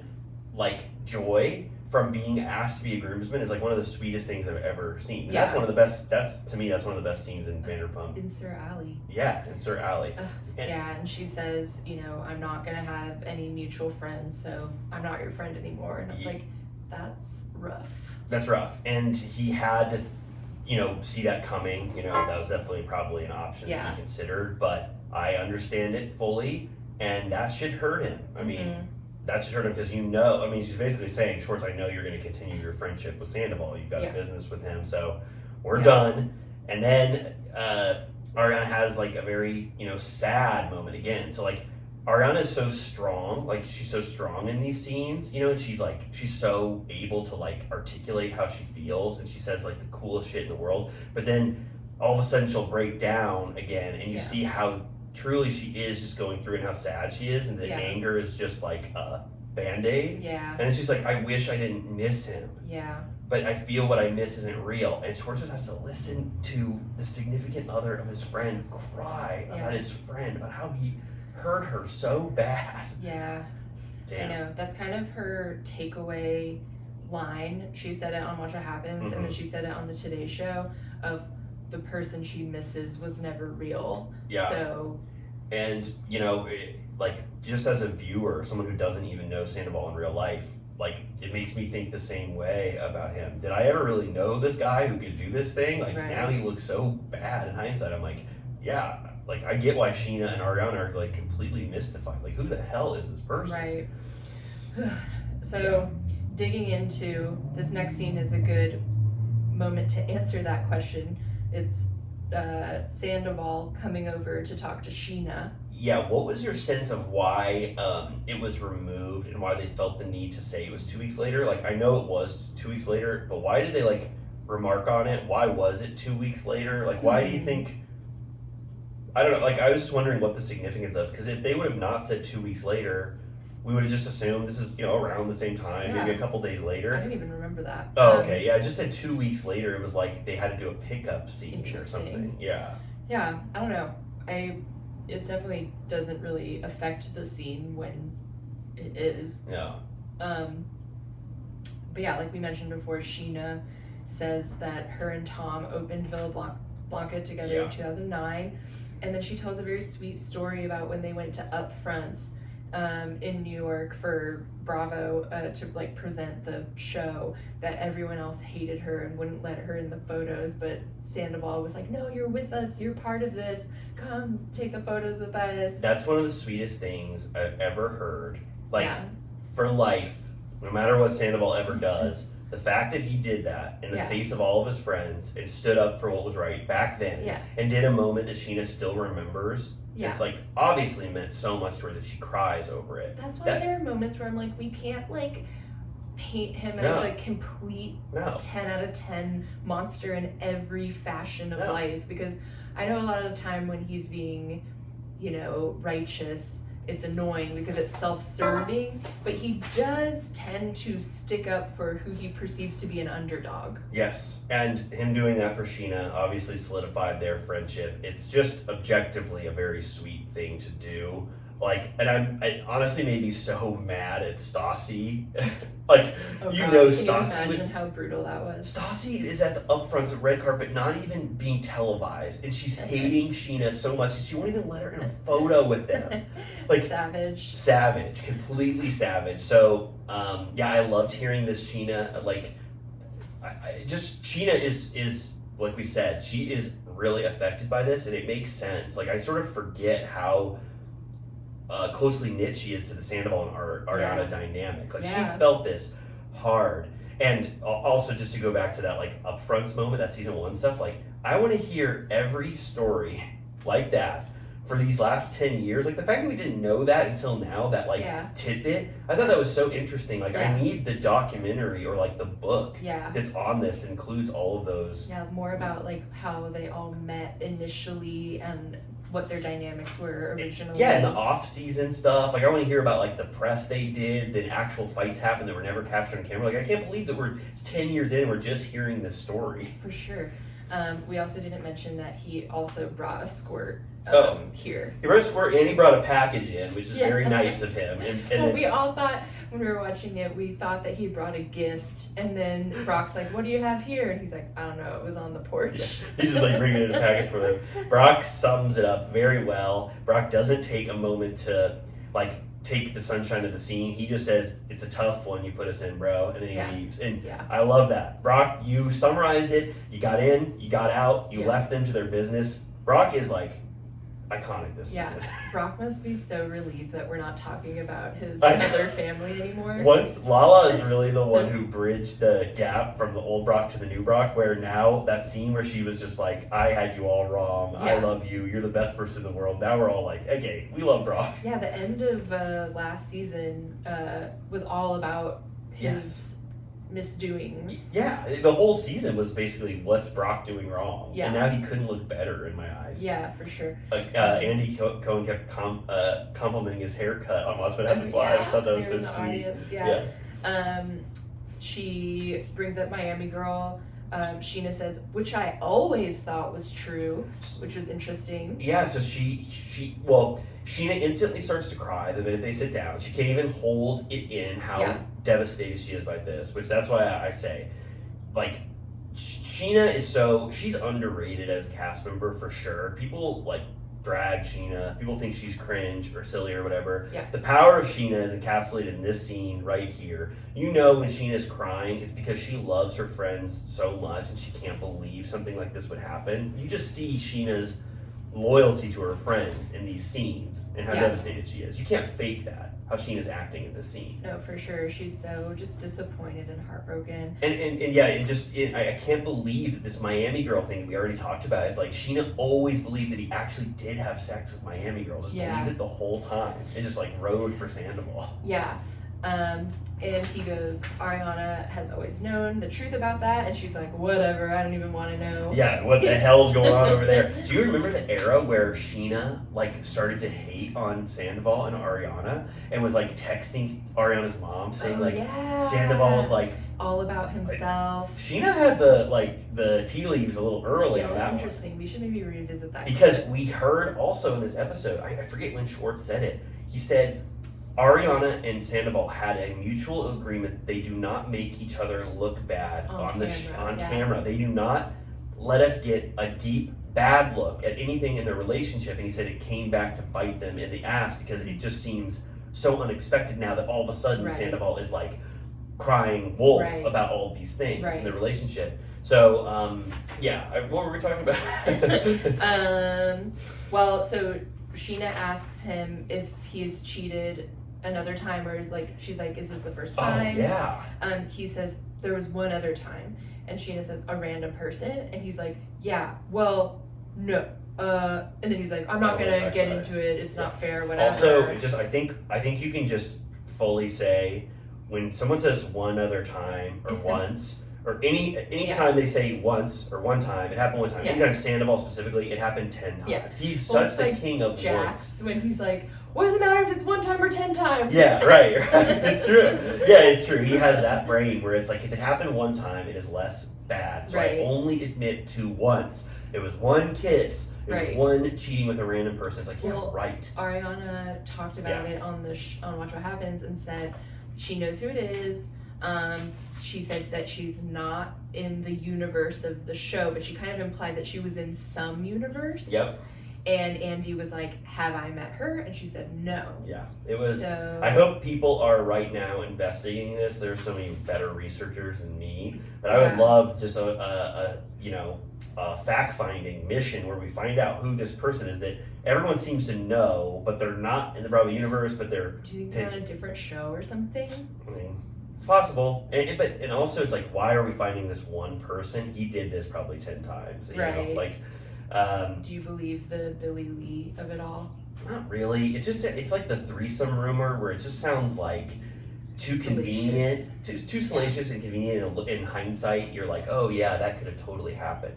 Right. So the part we're getting at now, I found to be the most shocking, and it's not like fun at all. Like, it's actually so dark, and it's when Sandoval finally says why he couldn't break up with Ariana this whole time to Right. Sheena, and he says, how could I, end this relationship? Ariana threatened to kill herself. Right. So dark. And he really thinks that that's an out, like, okay, that is very serious. I understand why that would concern you. But I liked Sheena's response to this, where she was saying, well, then you call in everyone in her life and get her some help then. Yes, her strategy was perfect, but I found it, noteworthy that Sheena didn't dispel that. Like, Right. she allowed that to be, a part Right. of his, equation for how he handled things the way he did. Right. But then, yeah, Sheena says the exact perfect strategy that he could have done if that was the case. If Right. he was brave, if he was smart, if he was Right. actually thinking about Ariana's best interest. But I mean, yeah, I guess it's not even fun to talk about. But just the No. fact that could have, I don't know, that was threatened, and I guess we do know Ariana struggles with mental health, but if he was worried about her mental health journey, he really actually didn't care about Right. it the way he handled things. I mean, Yeah, Andy asked Ariana if it was true that he tried to break up with her multiple times, and she said no. yeah, fully denied it. Just said no, that didn't happen. Right. And Ariana is more trustworthy than Sandoval, so I guess you just have to take her word for it on that one. Right. I just wrote down his life is hell. Like, he's just having to go door to door and like cry at 10 different people's apartments. And he couldn't call an apology to her without really I mean, I guess he is apologizing. He's crying to everyone. He's crying to everyone for what he did. He's just going door to door, like you just said. Yeah. I also thought it was so, like, how Sheena sort of sets up the scene where she's like, when he was on the phone with me after the Tom Tom event, he tried to just fully negate our friendship over the past 15 years. He tried to say that I was nothing to him. Right. Like, we were not friends at all, which nothing can hurt Sheena more. Right. You're ripping a friend from her. Yeah. So this scene, Sheena could not have handled it better. Everything Sandoval said had the perfect rebuttal. We didn't even say her iconic line of where I tried to break up with her, and she said, "But you didn't. You fucked her best friend." Like, she just. She had Sandoval's number. He couldn't wiggle it out. He couldn't convince her of anything. And then she just shuts the door on him like Ariana shut the door on Schwartz. Yeah. Yeah, she's like, I need to make my baby dinner, which that's such a classic, like, housewife move of being like, just like, you're like, I have to take care of my child. Like, I have more important things in my life than this bullshit. Like, it's always like a superiority thing of like, I need to like go to my family. This is like beneath me. I don't need to talk about this anymore. And it's definitely an easy out. Like, to get out. And I'm surprised Sheena didn't want to like talk about it more. She didn't need more camera time. She was like, she like ran away. I think she's like, I got this. And then she says another very cutting, dark, sad thing where she says, "I can't be friends with you, and I'm really gonna miss you," which is like, That oh was man, so sad. I could cry. Like that's for me emotionally. It's like the Ariana saying, "I would follow you anywhere," and then Yeah. second is just how devastated Sheena is, saying Yeah. she's gonna miss him as a friend, but she just can't be friends with him. Like, Yeah, damn. that was really sad. Sheena, like I can't say it enough. Like Sheena wasn't in the finale, the original finale. She had to miss it. She was sick Right. or whatever, and then she just like came, in this got the one, last such a scene. presence. Yeah. Yeah. And then they do a little snippet of the reunion.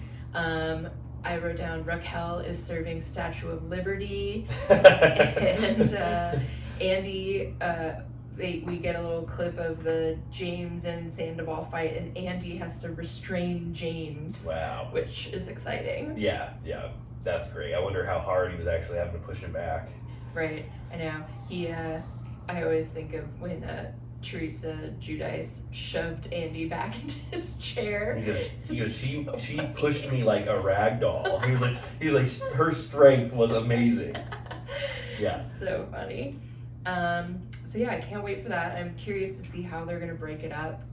Like, will Raquel be in, Right. like, are they gonna save her for the second part, or are they Yeah. gonna? Yeah, I'm interested in that too. Waltz When are the out. one-on-ones? I'm wondering if, we should fully, this is just like strategy or whatever, but we should probably just watch the pumped up editions, Yeah. on Peacock and I want the full experience. I want the For curse sure. words. Yeah. Why not? Let's just talk about like more No, of for sure. everything. And yeah, but I am interested definitely in the format. Like, are the one-on-ones gonna be first, then the Raquel part, then the Sheena part? Like, who knows? Right. Yeah. So amazing episode. Yes. I'm just browsing through my Watch What Happens notes. I feel like we kind of Yeah, we touched interspersed. on everything, but Yeah. one note is that Ariana said that her plan is that she wants to sell the house and get her money out of that. Yes, yeah, that was great. The Miami Girl revelation was like so shocking to me. Yeah. The fact that Tom Sandoval's parents have not reached out to Ariana Yeah. after a 9-year relationship, not even a text saying I'll never be able to explain to you how devastated we are. I'm so sorry. Not even the start of something. Yeah, that's fucked up. And then to then hear him say to Raquel, "They love you," Yeah. to like. He just knew Full he of did shit, not but- want to talk about family, and so he was just said this like garbage thing Yeah. or whatever. But Because I heard there were rumors that his family were very like WTF about when she came for the holidays or whatever. yeah. They were like, what? What? Yeah. Raquel's coming with you home? Yeah, I just want to say, like, I guess I also think 10 out of 10, masterpiece. It obviously, it couldn't have been better, right? It's like Right. every scene we wanted to see. The only moments that I felt, unmoored or whatever were the Lisa scenes. Yeah. They just didn't hit as hard as I would have thought in like a season 4 Lisa would have hit. Like, Right. she would have brought it. But other than that, amazing masterpiece of an episode. For sure. Ariana also said, my last note is that she had Tom's location because she right. had the password to his iPad, and so that she did see that he was going to Schwartz's. So she's like, what was I supposed to do with that information? Just like go to Schwartz's house? Like, But the okay. fact that she even has to explain like that she had her locations on, that she should have not believed him when he said he was going and Right. follow her. It's like, that is so ridiculous that he brought Yeah. that up as an excuse. Yeah, he's an idiot. Yeah. Well, Amy, did we do this episode justice? Yeah, if we talk for like 30 more seconds, this will be our longest episode ever. Yeah, well, Megan has something that she'd like to bring up, and I was... Little note. Sure, go ahead. They announced the schedule for the reunion, so we know what's happening when. Oh, okay, do you want to... So part 1 is the sit downs. Okay, so part 1 is the one-on-one interviews with Sandoval, Ariana, and Raquel. Wow, so the full part 1 is dedicated to that? I think the beginning. Oh, okay, and then a little bit of the actual reunion, okay. And then part 2 will be Sheena, Part 2 is the Sheena era, and then the third part Is- Raquel. is Raquel, okay. Okay. So I'm sort of Because sad for the it's Sheena part, because like Sheena just has to like, they're gonna have to hold so much for the Raquel part, and Sheena's gonna only have to talk about like I don't know, her party, like she doesn't get the full reunion experience. Right. Like I think it looks like Sheena gives up her spot at the end of the second, so it's gonna like end probably with like Raquel walking out. So yeah, so it's part 2, Megan is saying off mic, but part 2 is going to end with Sheena saying, okay, if you'll excuse me, I have to leave now because there's a restraining order, and then Raquel will walk in, and that'll be part 3 to get everybody hyped up. And we are going to be, just to say it again, we're going to be going to Junkyard Dog in Silver Lake, and we're going to watch all of these reunions, not the pumped up versions, but the Bravo ones. Yes. Yeah, and then in the morning we'll watch the pumped up, and then we'll talk about it here. Yeah.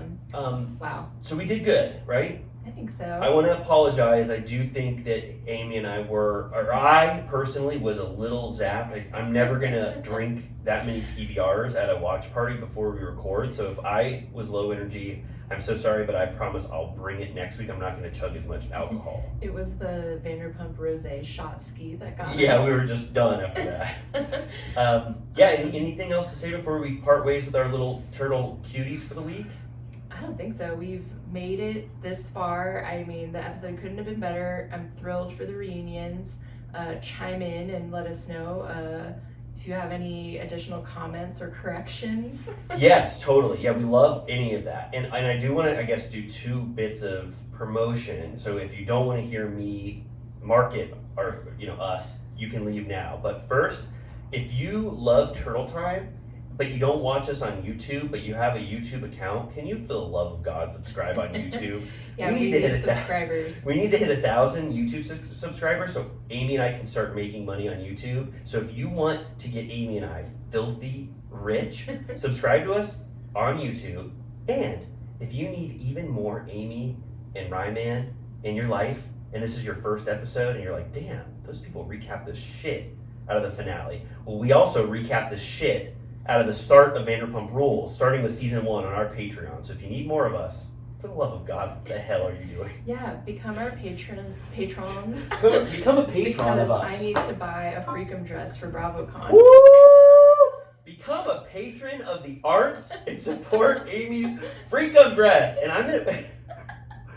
The levels just went crazy. I hope you didn't stop listening because we're gonna get Amy a Freakum dress. I'm gonna wear something cool as well. I'm going to use the money to buy like a suit or something. But I do want to look my best as well for BravoCon. We sort of stopped thinking about BravoCon. It's been so busy. I know. They haven't really made any new announcements, so TBD. Okay, well, as I say every week, no one could ever love you in your life more than Amy and I love you. And that is so true today as it was yesterday, as it was tomorrow. That's right. Rate and review. Show us your love, and we love you back. And if you didn't like this episode, I promise, we do one good one bad one every once in a while. There could be a stinker, but we will come back blazing. And you might have liked this episode, so who knows? Hope you loved it. All right, goodbye. Bye.